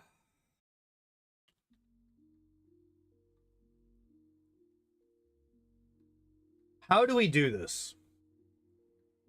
Because we can't use like an ether or something like that after. Because, like, obviously, I think the best way to do this fight would be to struggle the Dugong and then use Poison Sting on everybody else. But even then, I mean, like, the Cloister's going to be a nightmare. The Slowbro is free because he's going to be spamming Amnesia forever. But the Cloyster is going to be a nightmare just because of how high its fucking defense is. And,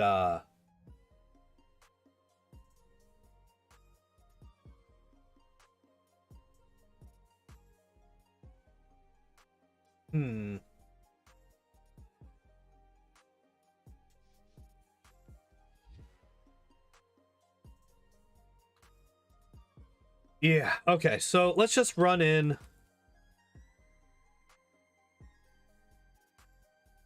Because I think the only way for us to do this is to, like, this is frustrating. Because, like, we literally need, like, what is basically a 10% chance to happen 3 times in a row. And we need it to start on the right turn as well.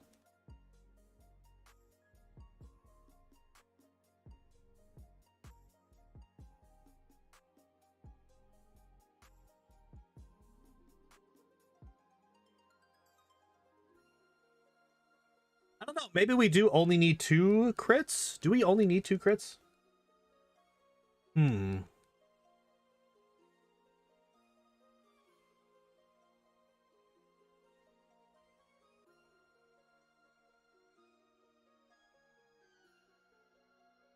Nope.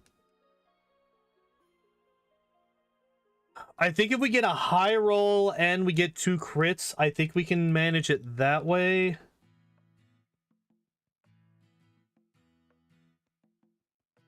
Man. This whole fucking thing is... Ugh.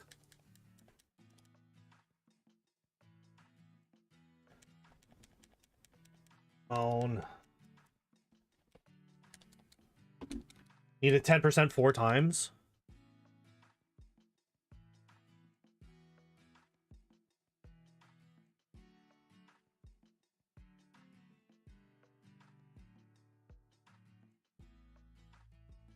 The shitting on She-Hulk strat again?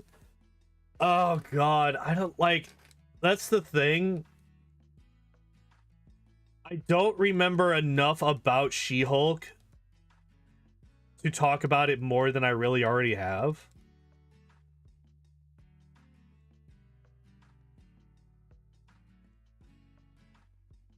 It's what it's just it's another one of those things where like I don't remember the show because I watched the first episode and then I stopped watching the show because of the first episode, and so I watched coverage of it. But the coverage of the show was more entertaining than the show ever was by itself. And so I remember more about... I just kind of forgot it. Yeah, so we don't care if we crit before rest, so we would need at least 2 to 3 crits. Oh my god, this is fucking... Alright. Started off strong with a crit.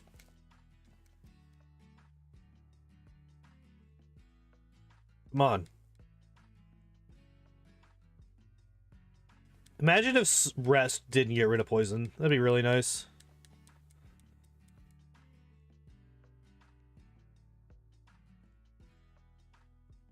Okay. Speaking of J-Rose from earlier, how the fuck did he manage this? No! Why are there suddenly new frustrating. Frustrating. Resources. God, ease reflect. God, ease reflect. Okay. So we're gonna... Okay, so that's just him on... Wait, where is Lorelei?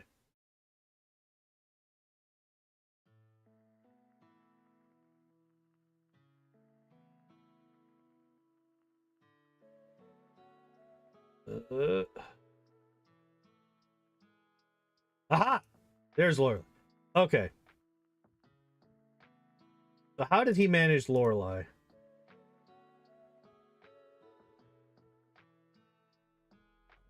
And because it doesn't do... You need to crit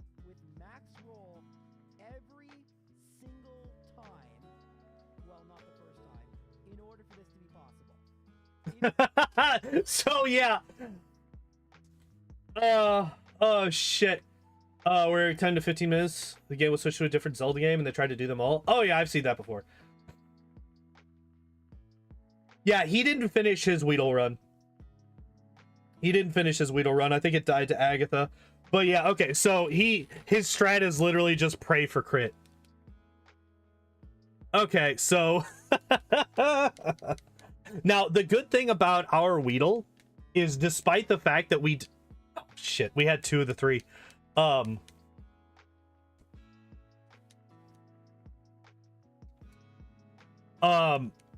Despite the fact that I didn't like re-roll over and over and over, or like I didn't like cheat in the perfect Weedle, we still managed to get almost perfect health and perfect attack. So our attack and health stats are like almost as high as they could possibly be. Like, yeah, his is at 283 health, and he did cheat his Weedle. I don't remember if he cheated or if he just re-rolled until he got like perfect IVs on some of his stuff. But yeah, he's got 283 health at level 100. I got 279. I'm only 4 off from where he's at.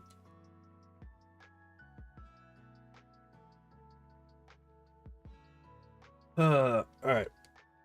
Well, ladies and gents, we have once again died.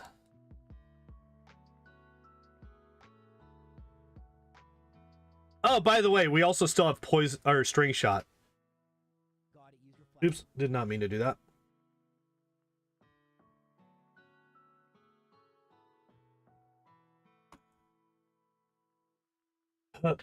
Resets until he gets one that's good. Okay. Yeah, I didn't do that. I just took the first one. I just took the first one that I got. And it just happened to be really, really good.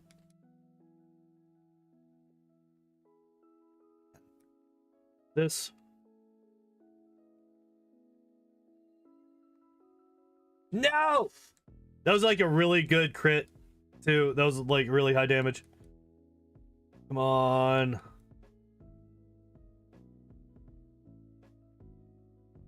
Yeah, that's another thought. Well, I mean, like, the thing is that our attack is not going to be that much higher. Our health is not going to be that much higher.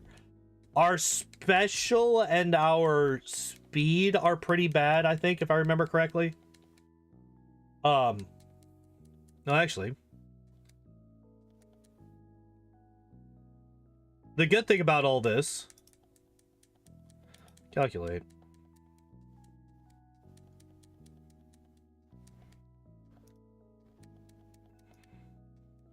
Yeah, the good thing is that I can, since there's no actual strategy happening here, I can just spam the A button and then go and do other things. So yeah, we have 279, which means that we rolled 13 out of 15. Here, let's actually just...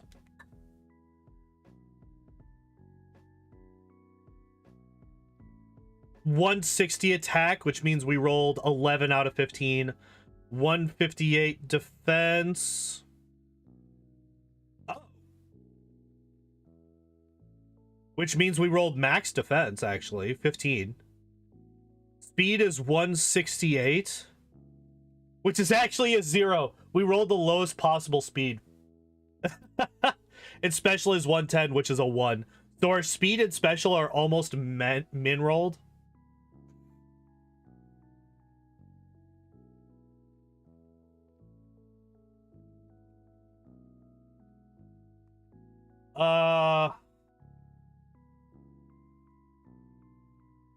Possible 5-hit KO, and according to my Gen 1 damage calc that I made in like 5 minutes yesterday, I have a perfect damage roll. It should be dealing about 62. Fair enough.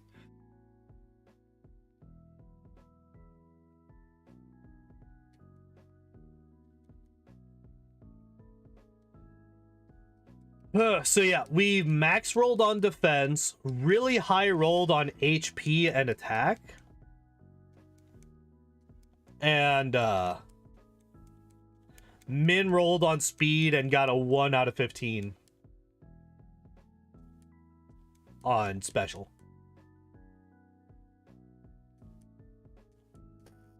Sure didn't matter the extra speed? I don't think so. We haven't been outsped by anything in a long time. Also, apparently I didn't reset at one point, and I just tried this again after I died, so we got 40 fucking... So we get to go and get rid of our stringest shots again, because I'm an idiot.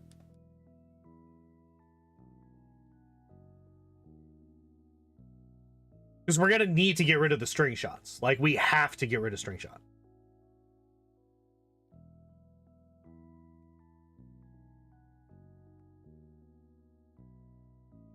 All right.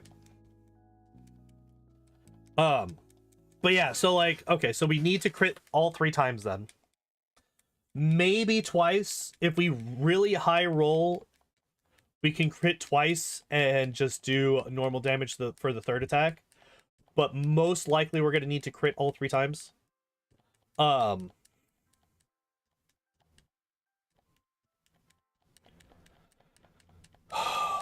Fucking hell.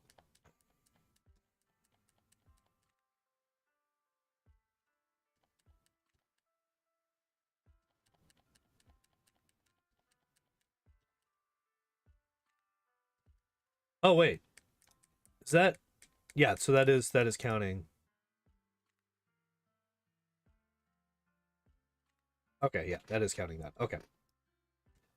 I want to just double check and make sure that I was counting all of my stat experience as well. But yeah.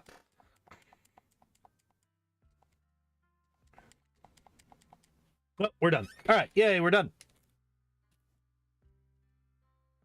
Okay, now this time around, we're going to not fucking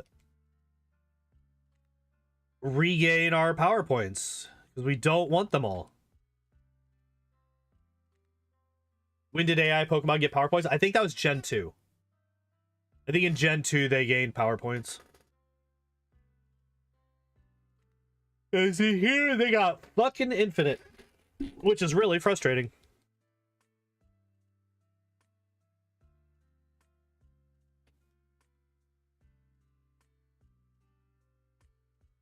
I wonder what the minimum health is for struggle on... So, like, say we get to... Do enemy trainers have DVs? Yes. So enemy trainers have 8 DVs in everything except for health, where they... Oh, excuse me. Where they have 9. But they have no stat experience. So 8 DVs in attack, defense, speed, and special. 9 DVs in health. No stat experience.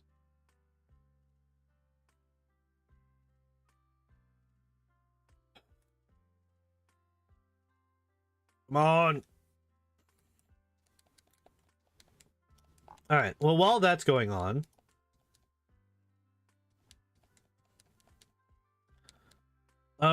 let's learn some things.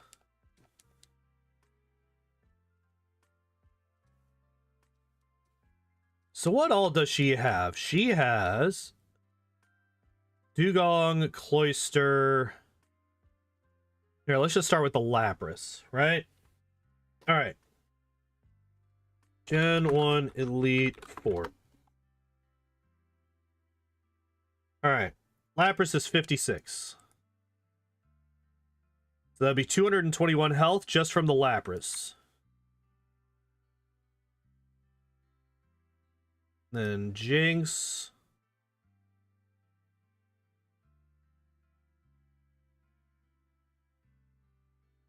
Jinx is level 56 as well. I didn't realize that she had 2 56s. So she has 148. Slowbro. I don't remember where Slowbro's at. I wish this page had a search function.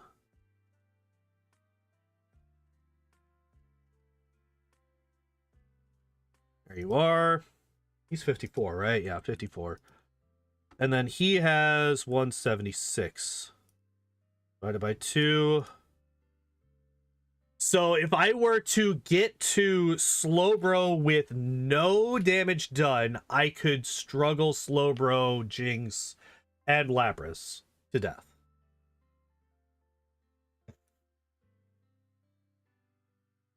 No, we almost had it. Damn.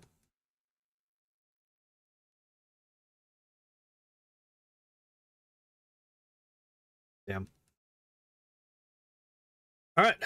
Reset. 335. So yeah. If I get to Slowbro, having taken with more than 274 or with 274 or more health, which means I could take at most 5 damage on the Cloyster.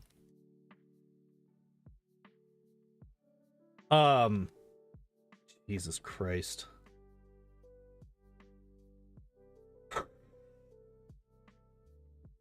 Come on, damn it. We almost got there. Crit. Crit. Nope. All right. I like how we know whether or not it's even possible by... What did I say my Weedle's attack was? My Weedle's attack is maxed. It is 168. It is the maximum that it can be. I rolled a 15 out of 15 on the DVs. Getting closer by 350 plus death protection. I have a feeling we're gonna blow straight past 350. I'm gonna be honest. Like I do not see any way for this to go any other way, because as much luck as we're needing on Lorelei, and honestly, after seeing just how difficult Lorelei is, I might save after her. Like legitimately. Because this is I don't know, like I wish I could just reset my well, I could actually.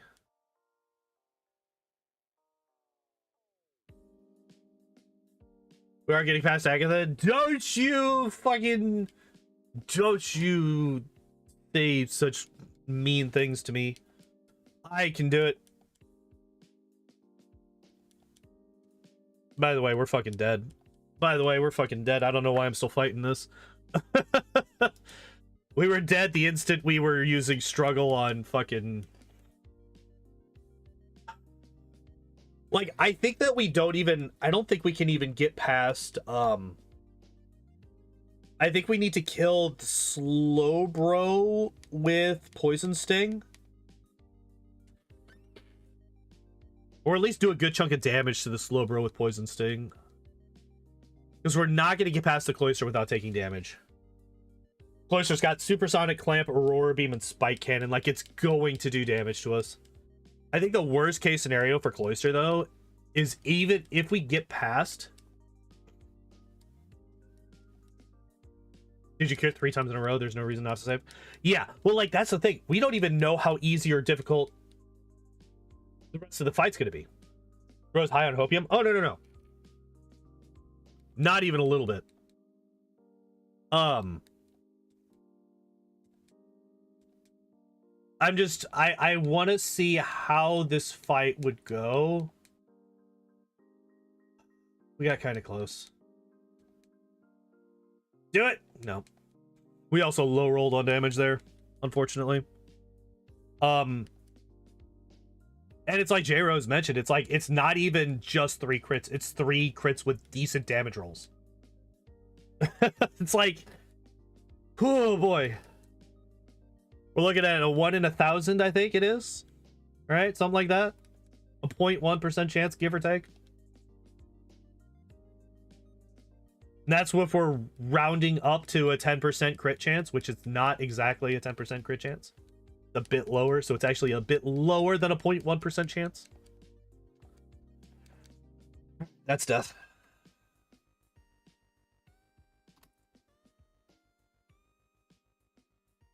Yeah, like, I fully understand what's happening here, and I completely know that this is nonsense. But I still... Why we gotta waste the crit on... I mean, it didn't matter because we didn't get another crit the next 3 hits, but... Start another OT randomizer? Hell yeah. Good luck.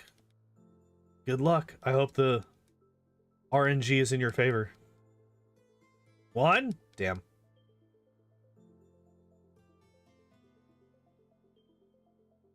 Having a special day, we have the Song of Time. Oh man, it's super cool how that happened. Guys, I don't have any more caffeine in my house. I'm very upset.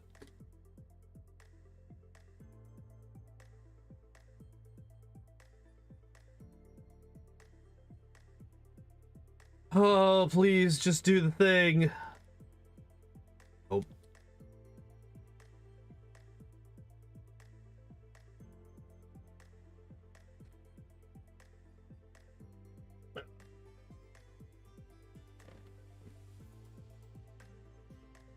But yeah, so like ideally what I would like to do is I would like to be able to just skip the dugong and see what the rest of the fight would look like.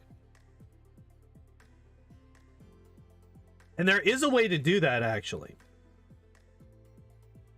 There is a way to do that. And I think I'm actually going to do that. All right, so what we're going to do, just for science, right? I'm not going to count this. We are going to count that as a death, though, because it was. Making Snorlax Sprout, right? What we're going to do is we're going to bring out the Pidgey. And we are going to do what we did in our last science. We're going to use 2 X attacks. We're going to kill the dugong, and then we're going to swap into the Pidgey, let it die, and then bring back out our Weedle. This will reset the stat boosts that we had back to 0. So we will have the rest of the fight like normal.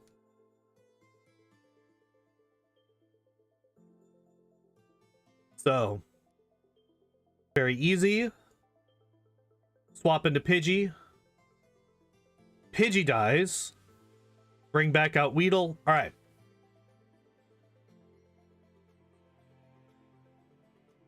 And all right, the hiccup is over, it looks like. So we swapped in the Pidgey. Pidgey died. We're back to normal damage Weedle. And I'm really curious how the rest of this fight goes now that I have access to the rest of the fight.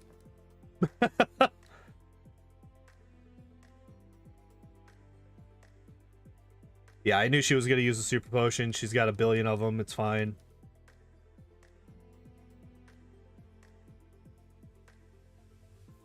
Okay. Slowbro is free. It only uses amnesia. That's fine.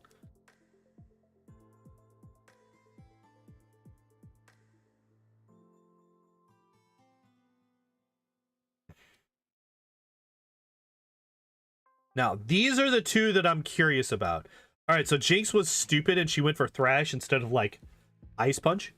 I feel like if she had been spamming Ice Punch, it would have been different. So even still, we died.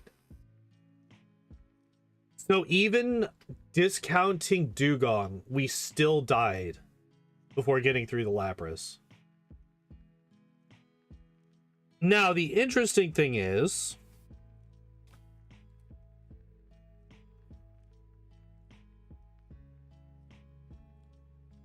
we would most likely have been on struggle at that point, which means we would have been doing quite a bit more damage, but we would have also been taking a lot more damage, right?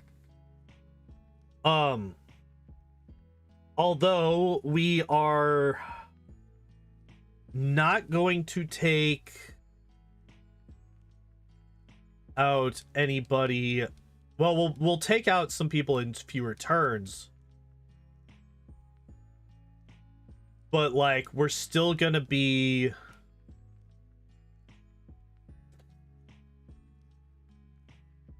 you know what? Fuck it. I'll count that as a death. Despite the fact that it was science, the fact that we still lost is interesting to me. Very, very interesting.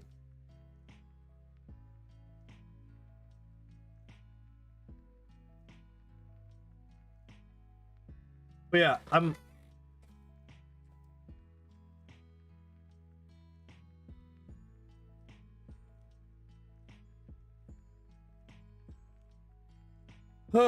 I have a feeling that this dugong is going to end up dying to poison sting when I'm not fucking paying attention to it. That's what's gonna happen.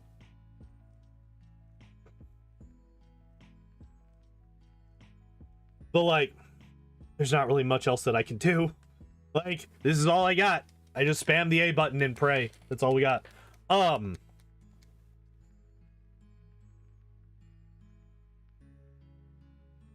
Fucking Christ.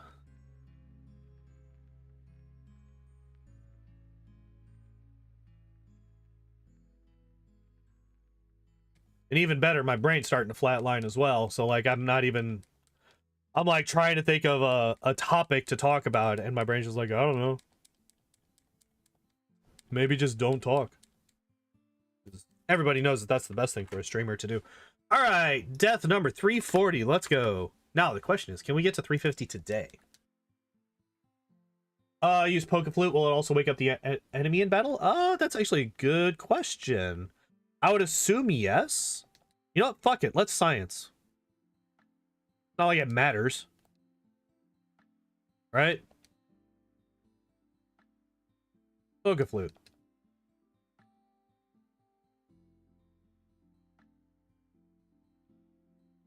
Harmonica Bulbasaur? Bulbasaur actually beat his run. He was the only one out of the three. Alright. Science! Yes, it does. Okay.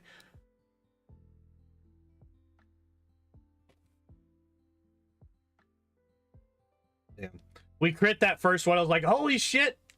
Did the Poke Flute manipulate RNG in our favor? So yeah, Poke Flute does wake up enemy Pokemon as well. Oh my god, yawn. Sorry about that.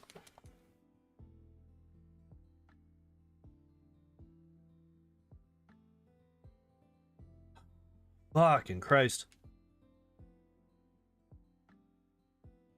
So when did we start the Elite Four? It was like 1530, wasn't it? No, it wasn't quite that long ago. We got 2 out of the 3. We got 2 out of the 3. Already some simple math. You just need 3 crits. Extra poison sting.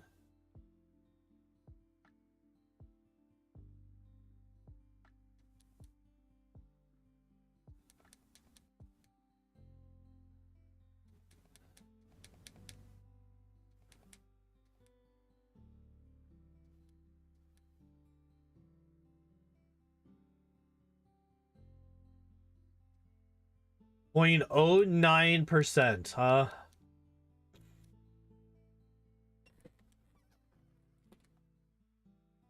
Which, yeah, that makes about that makes sense, right? Because I was saying that it was slightly less than a 0.1. Yeah. Because, like, if it's just 10%, 10%, 10%, which it's not quite, but it's close enough to be, you know. Oh, wait. Oh, wait, no, we're struggling. Never mind. Never mind. I was like, holy shit, did we do it? Yes, we did, but we did it by killing ourselves. All right. Hooray. We managed to beat this dugong. We did it. Oh, shit. Why do I have the Pidgey in my party? I don't want the Pidgey in my party. Why are you here? Go away.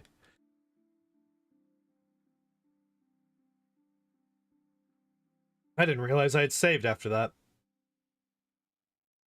Oh, alright. Let me...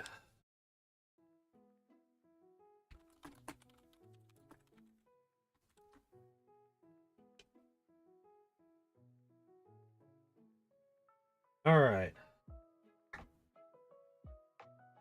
This one.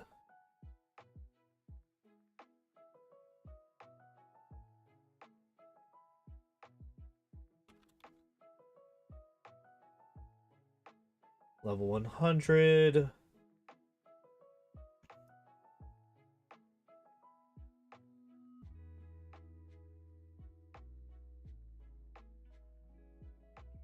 Oh. Twitch ate up your bits? Wait, what happened? Which isn't even telling me that you gave me bits.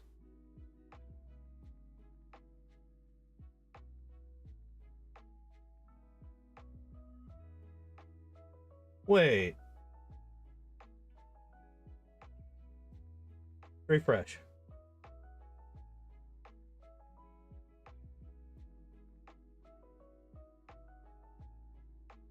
Yeah, it's not even in my activity feed. Wait, hold up.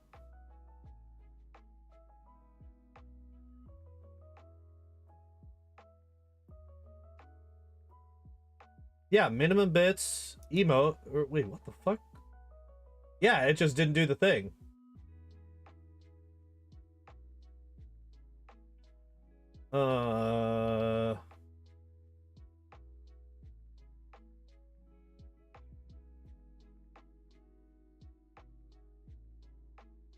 Huh.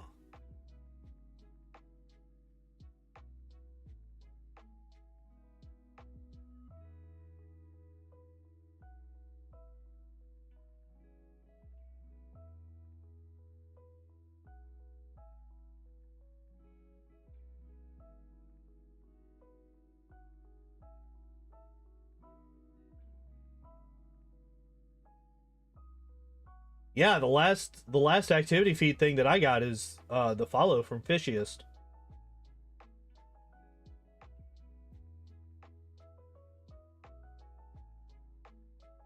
Well, I apologize. And I also thank you.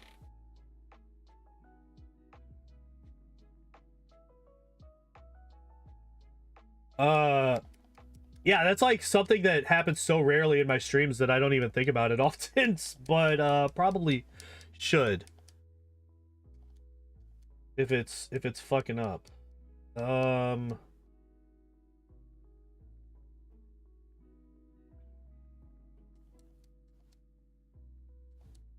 let me look around. That's still gonna be, yeah, the last one. Oh no, wait, that is from today.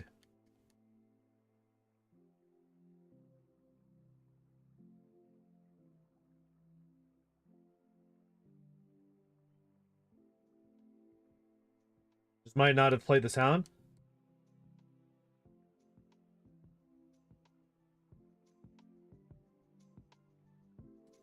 Which is still fucking wrong. Like, I don't like it when it doesn't work. Because it's, I mean, it's, oh wait, it's not showing because, I guess because the stream's not over yet.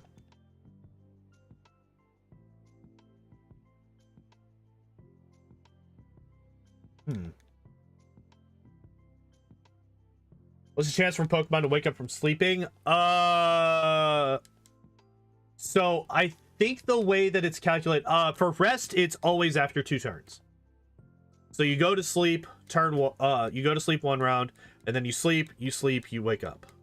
Or something like that. Wait. So goes to sleep, sleeps, and then it should wake up here. Yeah. Okay. So if I am correct, also we're dead. We're dead. We don't have enough health to struggle past everything. If I remember correctly, it might be an equal chance or it might be a weighted chance, I'm not sure, but it's set from when you go to sleep. It's not like every round you have a chance to wake up. It's whenever you are put to sleep, it sets a number of turns, and then once that number of turns elapses, then you wake up. I think that's how that works, but I could be very wrong.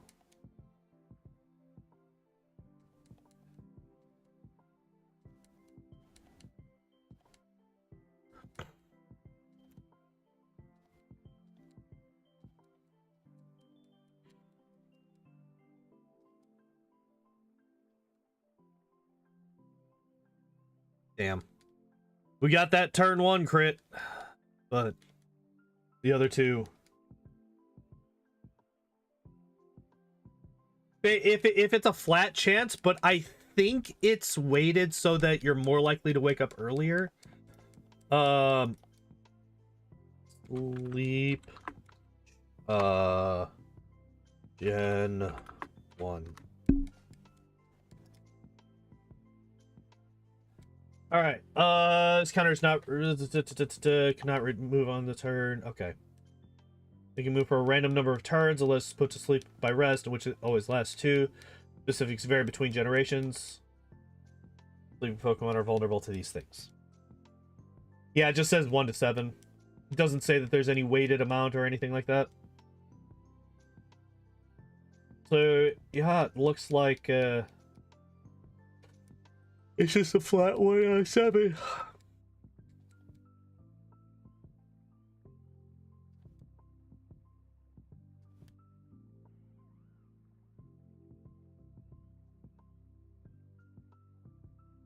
These, I had like 8 tabs open that did not need to be happening.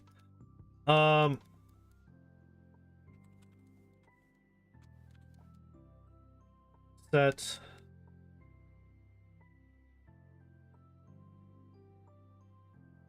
I didn't even realize that had happened. All right, we died. Hooray, we died. I was not paying attention. But like, that's the thing, is like, basically what this fight is, is basically just spam A and you either die or you win.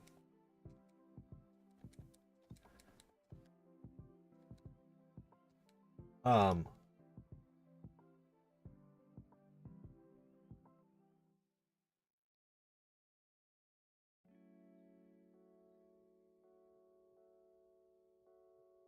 right.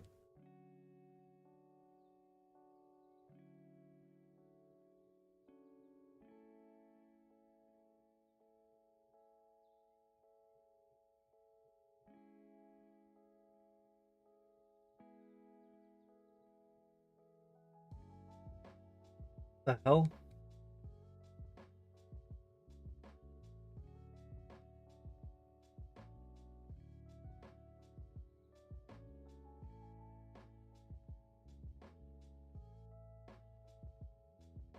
What? How the fuck does this even happen? What the hell? I am so confused as to what's going on right now. Okay, so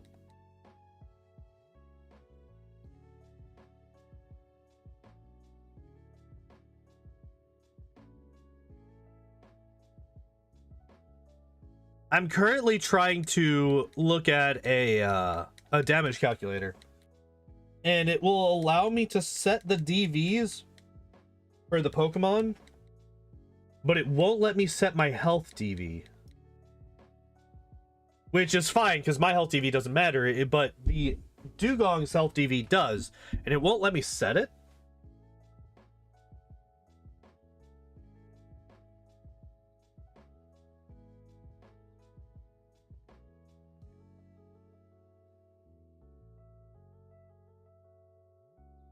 All right, we're dead.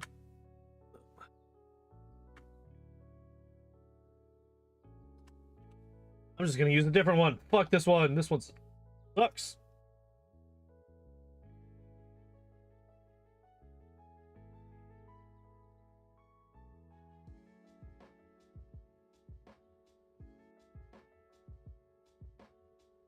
All right, I think I might have found one that works. We'll find out. Would be 170 total. Maybe.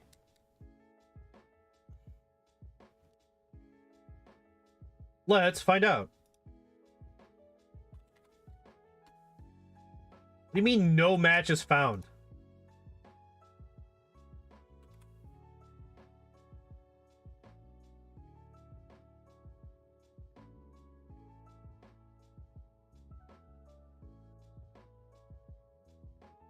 I search for Weedle, it's like, I don't know.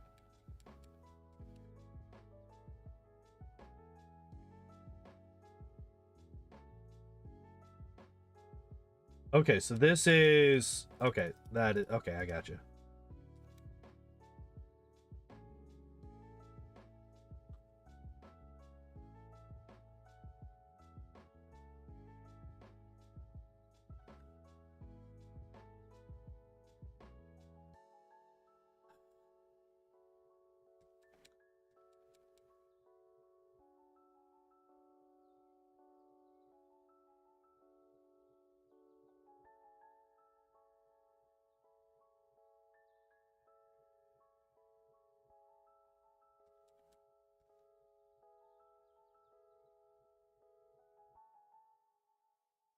Yeah, it's still not letting me set the DVs. Why is it not letting me set the health DVs?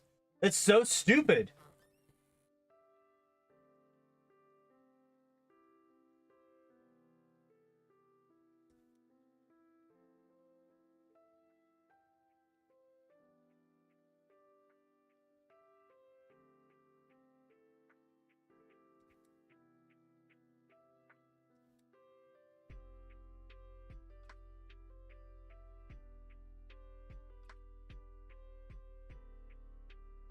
Oh, wait, we got a crit. We did not get a second crit, and we did not get a third crit. Son of a bitch.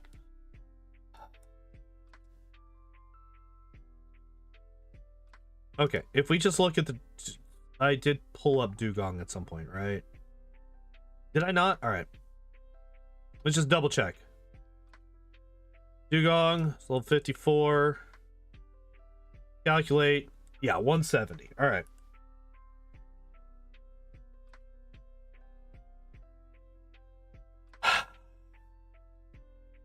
Wait, what the hell?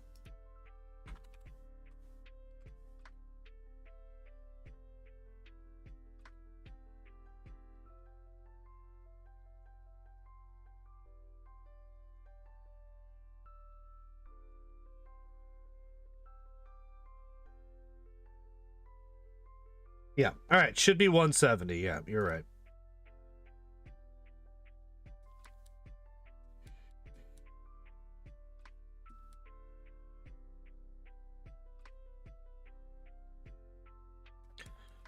Oh boy.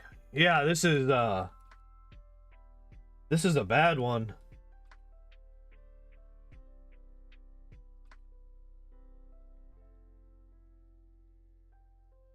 $10 to 12, 10.7 to 12.8% damage.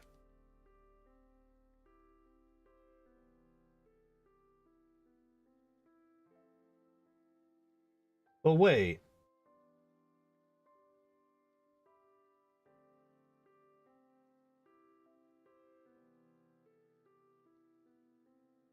Wait, why is my attack only 160?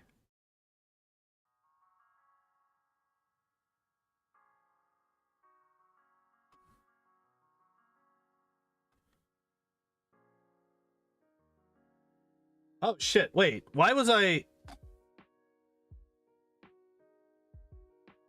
was looking at the wrong thing. All right, so I'm not actually... Wait, is this even possible?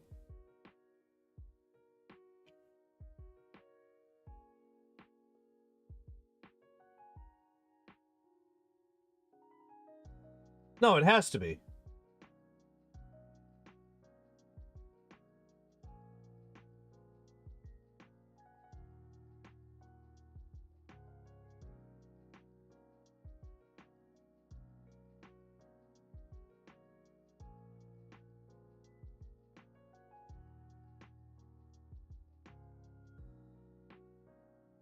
Stop.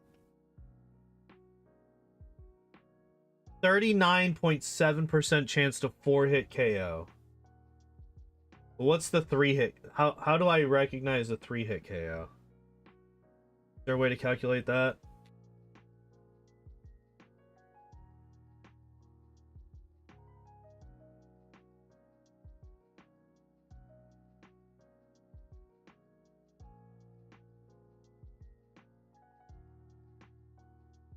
I also feel like that's not right.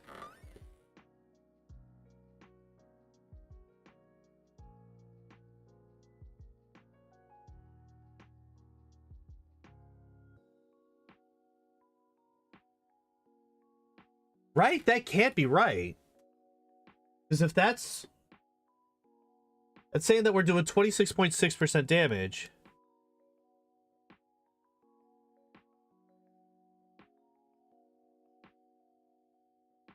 (26.6% damage) by doing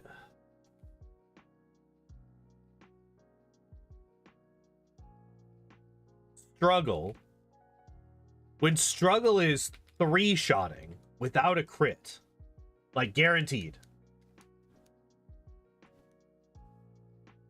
I feel like something's off. Well, I know that something's off. I just don't know what it is. Wait, do I not have alert command? Thought I did. Man, I swear to God, like half of my Twitch stuff is fucked right now, apparently. Like, it's all wrong.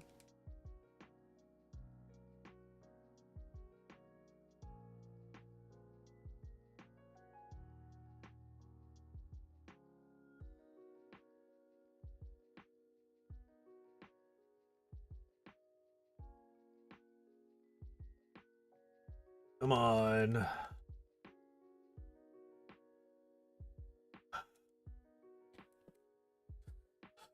So I kind of want to see what the fucking, what struggle actually does here.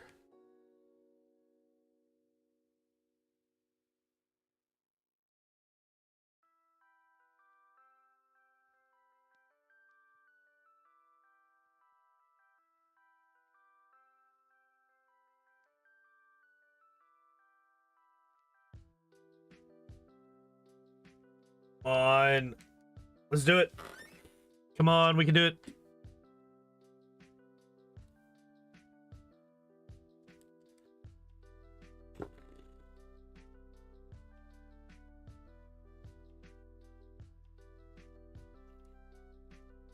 Okay. I think what I'm going to do is I'm going to put a poll up on the channel if we don't get past this today.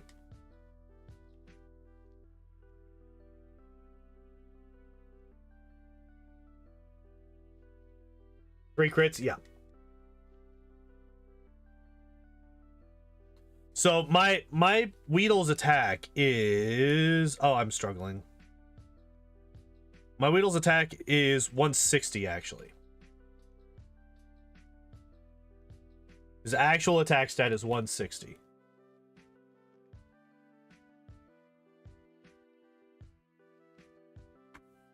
Ah, God damn it. So it's even better than that. But like, yeah, my the damage calculator that I was pulling up was like, oh, you'll do, it's a 1 in 4. Like you'll do a quarter of his health and damage per hit, and I'm like, I already know that that's not true. Like maximum, it was saying that it maximum it would be 23% or something like that. And I know that's not true. It was also saying that fucking struggle was gonna be doing barely any more damage. Like I think that damage calculator was just fucking wrong.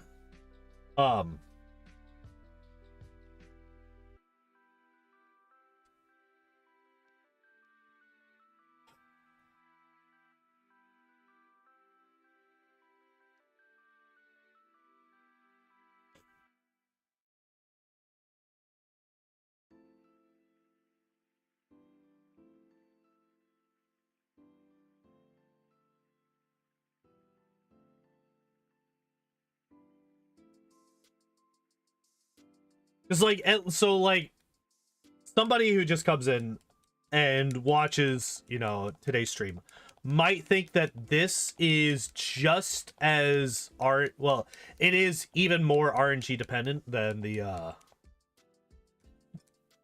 what I'm trying to get at is they might see no difference between this fight and the Giovanni gym leader fight, right? Be like, well, you were just spamming the A button and hoping for the best.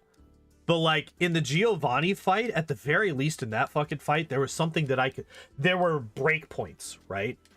There were stages that I could be like, okay, this is not going to work, and then reset and try again, right? There were things that I could look for. How many tail whips do I have? What is my health at? Yada, yada, yada. But in this, it's just, there's nothing. There's nothing to look for. It's just pray that you get the 3 crits, and if not, go fuck yourself. So like, this isn't gonna feel great after getting the win, I think. Like, y'all saw me whenever I beat Giovanni. I was fucking lost it. In this one, it's just gonna be like, oh, thank God, finally. We can move on to the next one. And like, I don't think that Bruno's gonna be that bad, but Bruno might also be a fucking pain in the ass, right? He's got 2 Onyxes, which are quad resistant to Poison Sting. we can't survive struggling everything that he's got, right?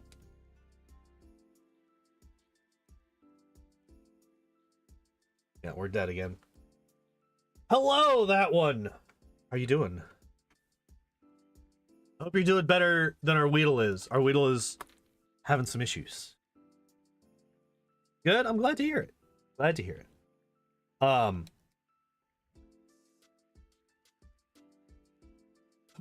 So yeah, if we don't win this by the end of the stream, how much a struggle crit does? A struggle crit probably does about 2/3 of his health. Like, struggle does about 1/3, if not a little bit more. Didn't add any more moves to Weedle. Nope, this is completely natural. This is a completely natural Weedle. Which is why we're having so much trouble. We can't even get past the Dugong. No! Damn it. Why? Because that would be cheating.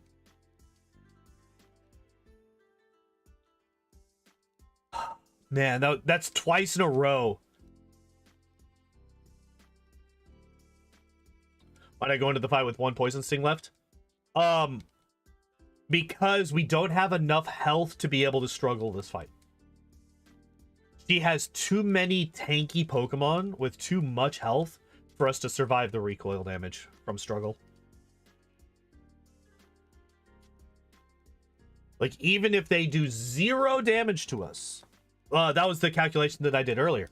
If they do 0 damage to us whatsoever and we only take recoil damage, we will have 5 health left if we ignore the Dugong and the Cloyster. Just her last 3 Pokemon will leave us with 5 health left if they do 0 damage to us.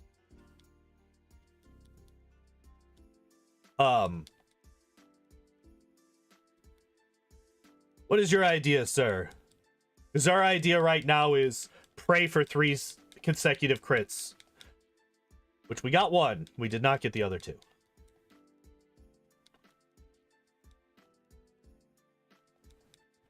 No, Weedle does not get any TMs. The only moves that Weedle has access to is Poison Sting and String Shot and Struggle once you get rid of all your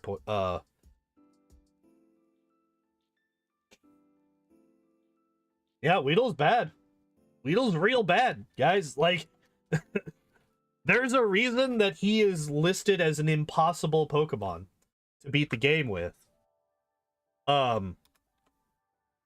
you can't learn Bide, you can't learn... Like, fuck, at least if we learned Mimic, I could teach something. I could teach Body Slam. I would... or no, I'm sorry, Takedown. The Dugong has Takedown. If I could learn TMs, that would make this actually pretty easy. Especially at this level, right? If we were at this level, all I would need to do is teach it like Nightshade or Seismic Toss. Nightshade or Seismic Toss would make this easy. Easy, easy. Yep, can't learn anything. These are the 2 moves that we have access to. Poison String and String Shot. And String Shot is useless because it only lowers speed, which doesn't matter. The only Pokemon that's going to outspeed us, even potentially, is Alakazam. And if we're using our turns to slow the Alakazam down, we're fucking dead anyway. Because it's just going to hit us with Psychic or something. Give your opponent the badge boost glitch. Oh my god, imagine if that's actually a thing that happened. Thank god that's not. Thank god that's not. But yeah, if I were to... So, like, that was actually something that I thought about doing for these runs, for these, like, super impossible runs, was giving them access to just cheating Seismic Toss onto the Pokemon. Just Seismic Toss. Nothing too crazy, nothing spectacular, just Seismic Toss.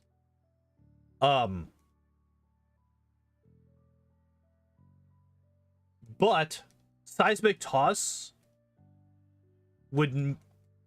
Like, it's the same as, you know, we used... So the play right before with glitches already. I'm doing it again with a level 100 Gengar. Hell yeah. Gengar's a good one. One of the only deathless runs that we've had so far.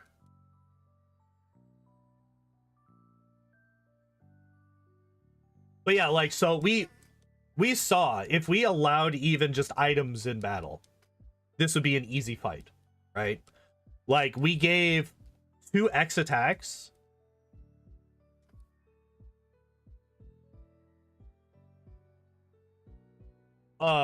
We gave our Weedle 2 X attacks and we swept through this fight no problem, right? Like, there are ways to make this run viable, if not easy. We tried Caterpie only. Caterpie cannot win the game. If you look at the tracker on the left side of the screen, there are 4 Pokemon that are black. Caterpie, Metapod, Kakuna, and Magikarp. Those 4 cannot win Gen 1. They have no way to do damage to Ghost-type Pokemon. The Struggle in Gen 1 is considered a normal type move. It is not typeless yet, so it cannot hit Ghost types.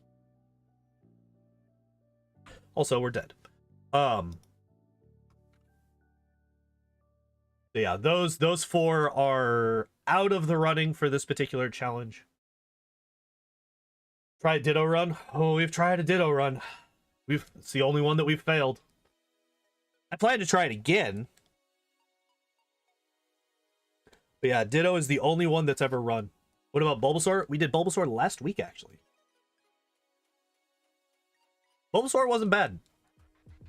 But that's partly because Bulbasaur gets access to do Swords Dance and Growth. Bulbasaur is a good one. Actually, tomorrow, if you want to see some starter action, tomorrow we're finishing up Squirtle and Charmander, and hopefully Spearow as well.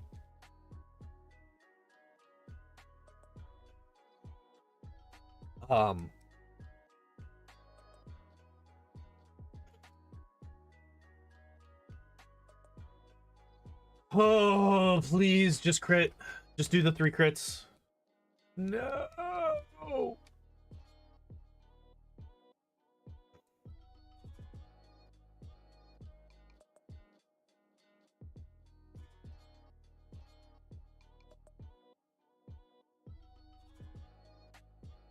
Oh, wait, 1. No. Damn. Come on. Damn it. What's the white tile? So white Pokemon are ones that we have not run yet. Blue Pokemon are runs that we have started but haven't yet finished. So Weedle, Charmander, Squirtle, and Spearow. Come on, crit. Crit. Damn it. Oh, man. That was actually, like, really close. Black are ones that, as I mentioned, cannot win. Red are... Red is a Pokemon that I've tried and failed. Ditto ran into a glitch that basically locked his game. Locked that particular run at Koga. And Giovanni too, I could not beat those 2 trainers. So we failed that run, but I do plan to try Ditto again now that I'm aware of that particular glitch and I know how to avoid it. Green are runs that I have finished in the past, but I don't have VODs for. So I'm now multi-streaming to both Twitch and YouTube. Those green ones were when I was only streaming to Twitch, and a lot of those VODs are lost to time. The golden ones are Pokemon runs that have been finished, and there are VODs of those runs on my YouTube channel. That is what the different colors mean. And the plan is to eventually have every Pokemon except for the black boxes, all of them to be golden. Weedle here might be one of the only ones that is red. Because I have mentioned that if I do actually determine that it is impossible, I will play through with X items. You use any TMs for any of the black ones? None of them have TMs. None of those learn any TMs. That is the one thing that all of these, technically 5 Pokemon, have in common, is that none of them learn TMs. And the only reason that Weedle is possible but Kakuna is not is because Kakuna if you spawn just a Kakuna, it only knows Harden. It doesn't have Poison Sting or String Shot. So it only knows Harden. Which means that we would have to be using Struggle throughout the entire game. Which actually means that even if we already know that they do not get enough health to be able to survive just Struggle. Do the black Pokemon for Gen 2? No. Well, okay, so that depends on what rules we're using for Gen 2, right? So if we were to stop at the Elite Four... Oh, shit, we're out. We're back in struggle territory. If we stop at the Elite Four, possibly, because their levels don't get that high. Because there's 2 points where you can consider a run finished in Gen 2, right? There's beating the Elite Four in the Champion, and there is beating Red, right? Those are the 2 endpoints for those games. I could see one of those finishing the Elite Four with just Struggle. You would probably still have to get up into like the 80s or 90s to be able to survive that much recoil. Well, actually, no, it would actually be even better because in Gen 2, it's no longer 50% recoil damage. It's only 25. So you would actually have a better shot. But it's just like, you're not going to survive the amount of recoil damage that you would take from Red's Pokemon. Even if they do no damage to you, he's got, was it a level 81 Pikachu, and the rest of his Pokemon are like mid 70s. And he's got a Snorlax, he's got an Espeon, he's got all of the starter fully evolved. So like Blastoise and Venusaur are also very tanky.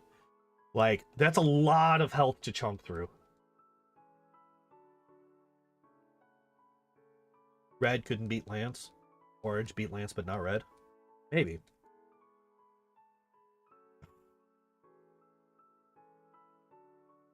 Yeah, it all comes down to how I want to... Like, and it's going to be a while before we get to Gen 2 anyway, right? So, like, there's a lot of time to think about this kind of stuff. Like, do I even want to go all the way to Red? Or do I want to stop at the Elite Four? Beat Red easily, haven't beaten Silver yet. When we say Red, we're talking about the trainer Red. At the very end of Gold and Silver. In whatever... Alright, yeah. So we're dead. Also, we just Gen 1 missed our struggle. That's cool. Oh, that's what you mean. Okay, gotcha. Is there... No, there's not like an extra silver fight at the end of that game, right?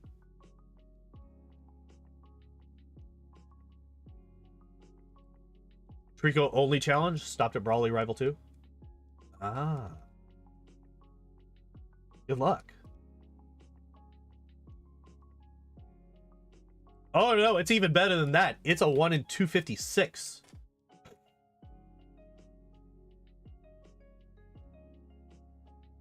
A Gen 1 miss is 1 in 256. Yeah.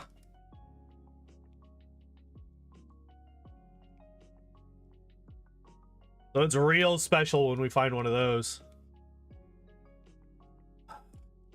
And it's even more special when we lose a fight because of one of those. I've had a couple of runs where, like, on Agatha, I would get a Gen 1 miss and would lose the fight because of it. Sure, tell me this crazy thing.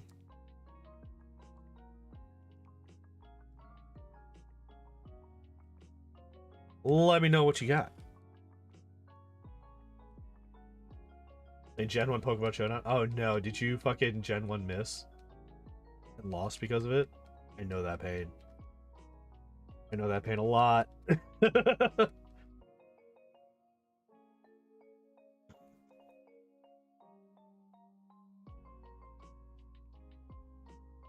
Miss and lose. Yep. Yep.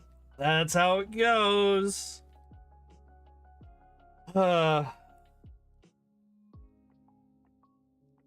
Yeah, like in most scenarios in these runs, in my solo runs, if I Gen 1 miss, it doesn't really matter. It's only few times where it's like that is what causes us to lose is the Gen 1 miss. Also, we're fucking dead. Like, that's actually the one nice thing about this particular fight right now is if I see the Dugong go down and I look down at my health and I have taken damage, I know that I've already lost. Because the Dugong can't hurt me. So if I've taken damage, that's only because I have damaged myself via recoil, which means that we lose and we have to reset.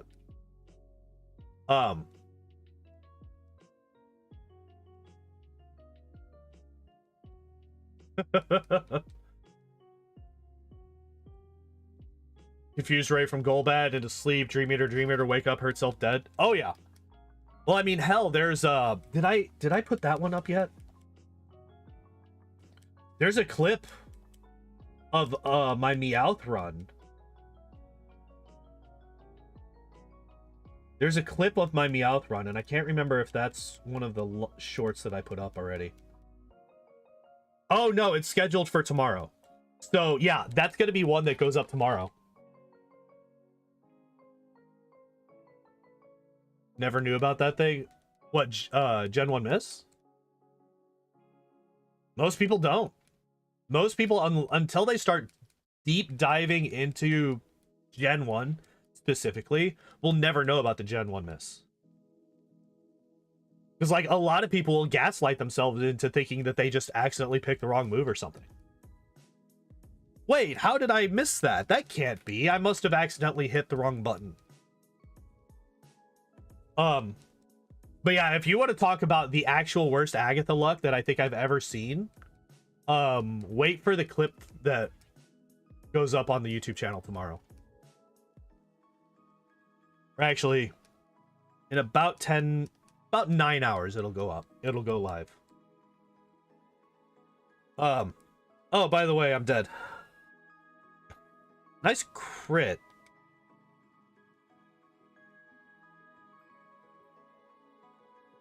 Now you did your Charizard just blind. Oh, shit, that's right. I forgot. Or yeah, you'll think, oh, did I get hit by like a sand attack or something that I didn't notice? I didn't know Slowbro had sand attack. How did I miss him? That kind of thing. And like, that's the funny thing. It's like, I wonder if that's how like a lot of the rumors of Gen 1 started. Is because this game is such fucking spaghetti code that random shit could just happen sometimes. I mean, not like fully random, obviously, but you know, like the Mew truck and shit like that, like different fucking rumors, like playground rumors that started with these games.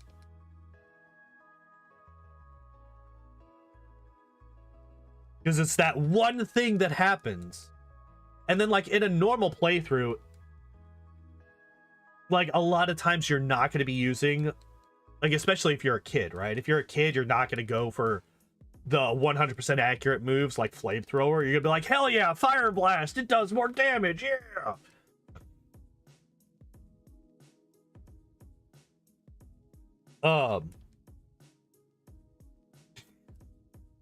So, like, you know, you're not going to be able to tell if it's a Gen 1 miss or a normal one because you're using moves that aren't 100% accurate.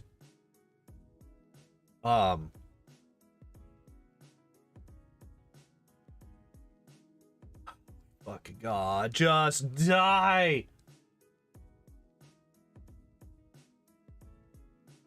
Please, for the love of Christ. Just bleh. Just keel over. Hammered fly is a flying. Yeah. It's. Look, don't worry about it. Everything's fine. Oh, we're dead. We're fucking dead.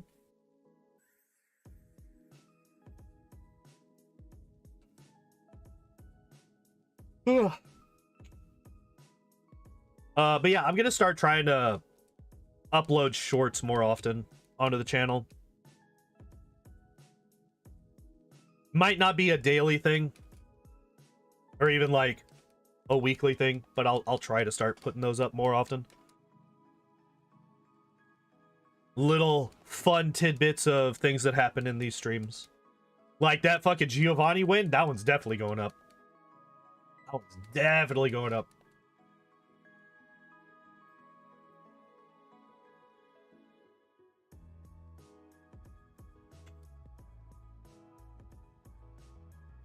Hopefully I'll actually learn how to do like video editing at some point too, so I'll actually be able to make them not shit.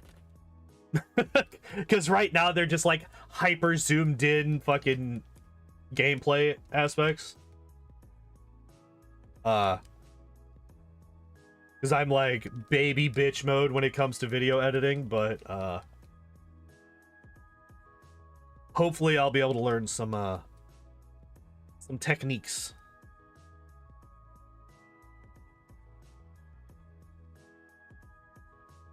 Like things as simple as, how do I zoom in here? How do I zoom in?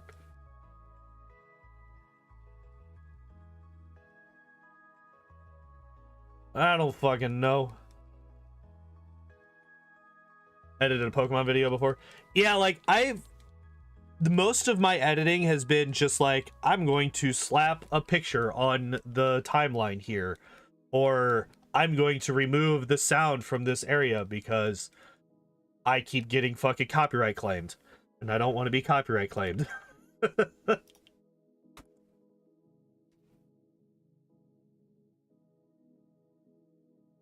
Fucking YouTube. Going to school, Pokemon Red came out on Game Boy. So the thing is that while, at least in my school, while everybody loved Pokemon, nobody wanted to admit it. Nobody wanted to admit how much they liked Pokemon. Because that's the nerd thing to do. It was actually kind of shitty. Like, and like, that's why I didn't play Gen 3 and 4. I played Gen 1 and 2, fucking loved them. And then I got into like teenager years and I was like, I'm not gonna play Pokemon. That's a baby game for babies. And now here I am 35 playing Pokemon 3 days a week. Because it's just a fun game. I enjoy these games. But like that was the thing, is like nobody wanted to admit how much they liked this kind of shit.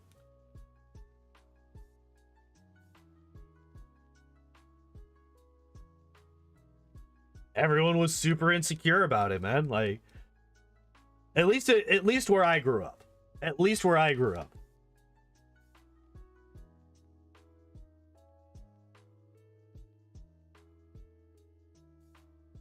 But like, this is all, you know, like fucking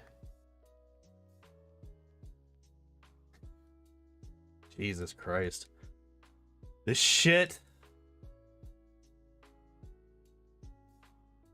Dude, kids are dumb. Basically, the long and short of it is, kids are fucking dumb. And will do things for really dumb reasons.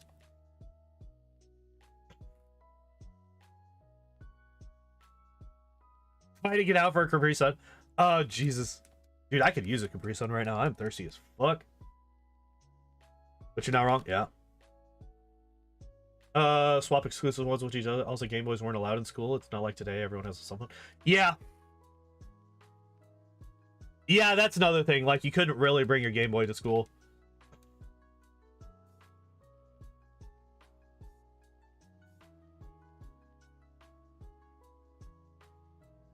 There was actually, like, the thing that, like, really threw me. This was in high school. In high school, there was, like, a, I can't remember what the hell it was called, but it was, like, a strategic gaming class. Thought I beat Lorelei? Fuck, I wish. Well, see, that's another thing. I don't know how old you are, that one, and don't say how old you are in chat. But when I grew up, the teachers had a lot more leeway of shit they could do for you. When I was in first grade, my first grade teacher, if you were fucking around, she'd grab you by the damn ear and drag you around the room. Like, she didn't play games. Like, I wasn't in the age group where we got like fucking spanked or paddled at school. But yeah, she'd fucking just grab your ear, twist that little bitch, and drag you around the room. And I'll tell you, that fucking hurt. That fucking hurt. But like, I still have fucking good like, I still remember her fondly. Like, she didn't take any shit, but she was a damn good teacher. Name was Mrs. Kerner. Also, we're fucking dead again. What we call child abuse? I don't think so. I call it getting their fucking attention. Like, she didn't do it for no reason. I wouldn't even call it child abuse now. Like, that's one of the things it's like calling somebody racist or sexist. I think that term has been diluted so much that it like kind of hampers actually going after real child abuse. Like, okay, so when she grabbed me by the ear, I immediately knew that I was fucking up, that I had done something wrong. And then I wouldn't do that again. I would learn from the experience, take that forward. And like I said, I have fond memories of that woman. I respect the fuck out of her, and I like her. Like, I'm not like, if I met her, well, she's probably dead at this point. She was oldish by the time, like, she taught my mom for first grade, and I'm now 35. So, you know, that goes to show how old this woman was. She was not a young teacher when I went, so she's probably dead at this point, unfortunately. But like, if I were to meet her today, I'd probably thank her for how she disciplined me. Like I said, she didn't just fucking go after me because she felt like it. She would do it when I would fuck up, when I would do something wrong. And I would learn from the experience. And like, that's the thing that I think is the big difference. Child abuse is when you just hit somebody. This Dugong is relentless. Yeah, so I don't know if we've actually gone over this. Not even attacking. Yeah. Yep, that's death. So the Dugong cannot actually hurt us. It is locked into rest because of how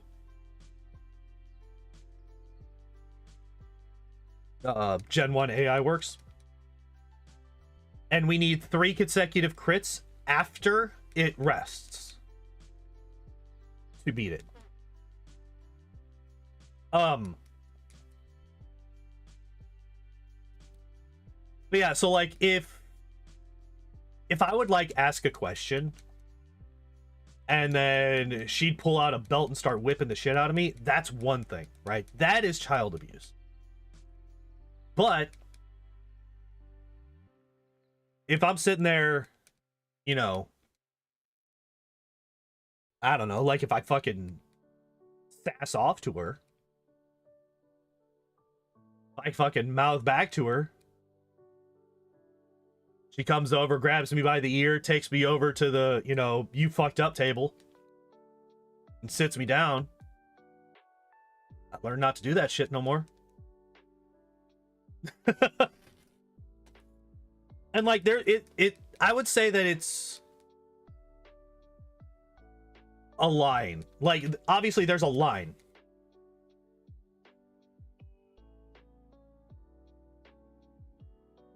Between child abuse and discipline. And, you know, if you're not paying attention, you can very quickly find yourself crossing that line. But hell, I was beaten with a belt at times. But it was fewer times than I could count on one hand.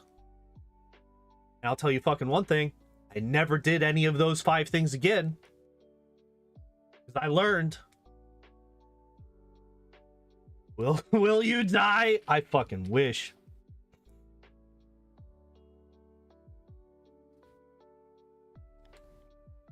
But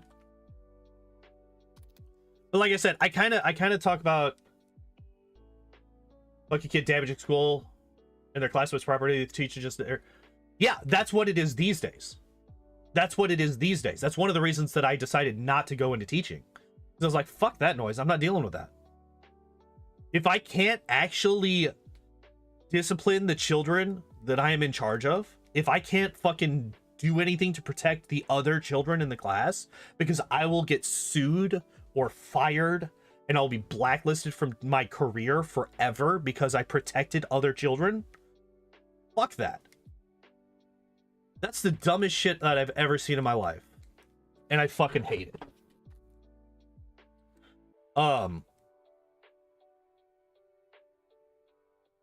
It's like it's a less extreme version of that shit with that school, what was it, in Uvalde, where the cops were sitting outside not allowing the parents into the school to save their children when there's an active shooter in there, and they waited and they didn't go in ever.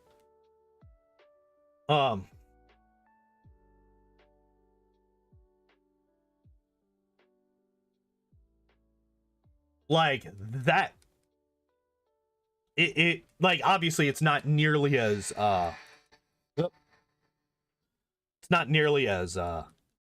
offensive as that particular example, but yeah, like teachers have no actual authority anymore. They can't do anything anymore. They can't even fail their students anymore because the admin doesn't want those numbers to go down. They need to keep their pass numbers up so that they can keep their funding. That's all that they care about. So you can't even, like, it's at the point where if I ever do have kids, I'm not sending them motherfuckers to school.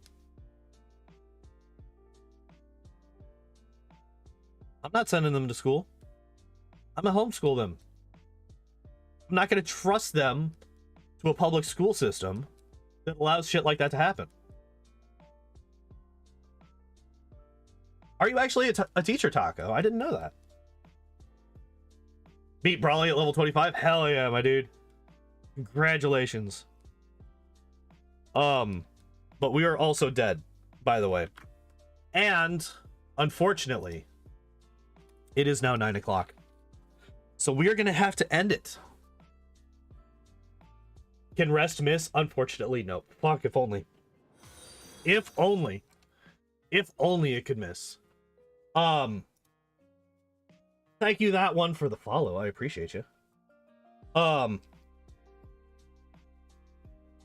So, tomorrow, we're going to be cleaning up a bunch of other runs. We're going to be starting with Squirtle. Going to go with Squirtle, Bulbasaur. Can't miss my pillow and hit my damn head. Man, if only. Find it interesting as someone currently in high school. Yeah, like, the teacher conversation is definitely one that I can go on and on about for a while, because like that was a legitimate career path that I wanted at some point. I wanted to be a teacher, and then I started seeing what they would have to deal with. Fortunately, I found all this stuff out before I actually let's pause the timer actually. I found all this stuff out before I went into school and spent, you know, who knows how much fucking money on classes to become a teacher, only to realize that, holy shit, this is going to be an absolute nightmare and I'm going to hate myself. Maybe last a year and then never do it again. Yeah, that's definitely a topic I can go on and on about. Hi, kitten. How's that, baby girl? But a full-time one, but I help kids who are having problems with math. Well, that's cool. See you next time. Hell yeah. So yeah, plans for the rest of the week. Tomorrow, like I said, we're gonna start with Squirtle. Once we beat Squirtle, we'll head to Charmander. Once we beat Charmander, we will head to Spearow. If we finish all three of them tomorrow, we will then do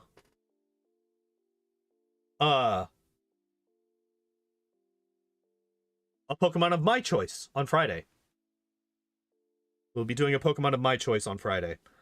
And like I said, it'll probably be a new run. Like I said, I'm leaning towards either Tentacruel or Hypno. One of those two. One of those two. But I haven't decided yet which one. And then Friday, I'm sorry, that is what we're doing on Friday. On Saturday, we're going to be going back into Pathfinder Kingmaker. Tentacruel is interesting because electric and grass. Yeah, Tentacruel's going to be an interesting one. I've heard good things about Tentacruel, though. Like, in terms of its actual strength. Which is something that I never considered because I always just kind of thought of it as, oh god, it's the evolved form of the fucking water Zubat in Gen 1. But yeah, Friday we're going to be going back to Kingmaker and we're going to be doing some more auto build reviews. I am not sure. I think Valerie is the next one. I'll have to look and see exactly who joins up. Oh no, I think it's Harem and Valerie. That's the two. Next week will be Harem and Valerie. I'm sorry, this Saturday will be Harem and Valerie, where we talk about their auto builds and tear them apart because I'm sure they're going to be trash. And then yeah, next week we start all over again. But yeah, thank you everybody for hanging out and watching. Appreciate y'all as always. And as always, I hope you all enjoyed the stream. I hope you all have a good evening, and I hope to see you next time. Bye bye.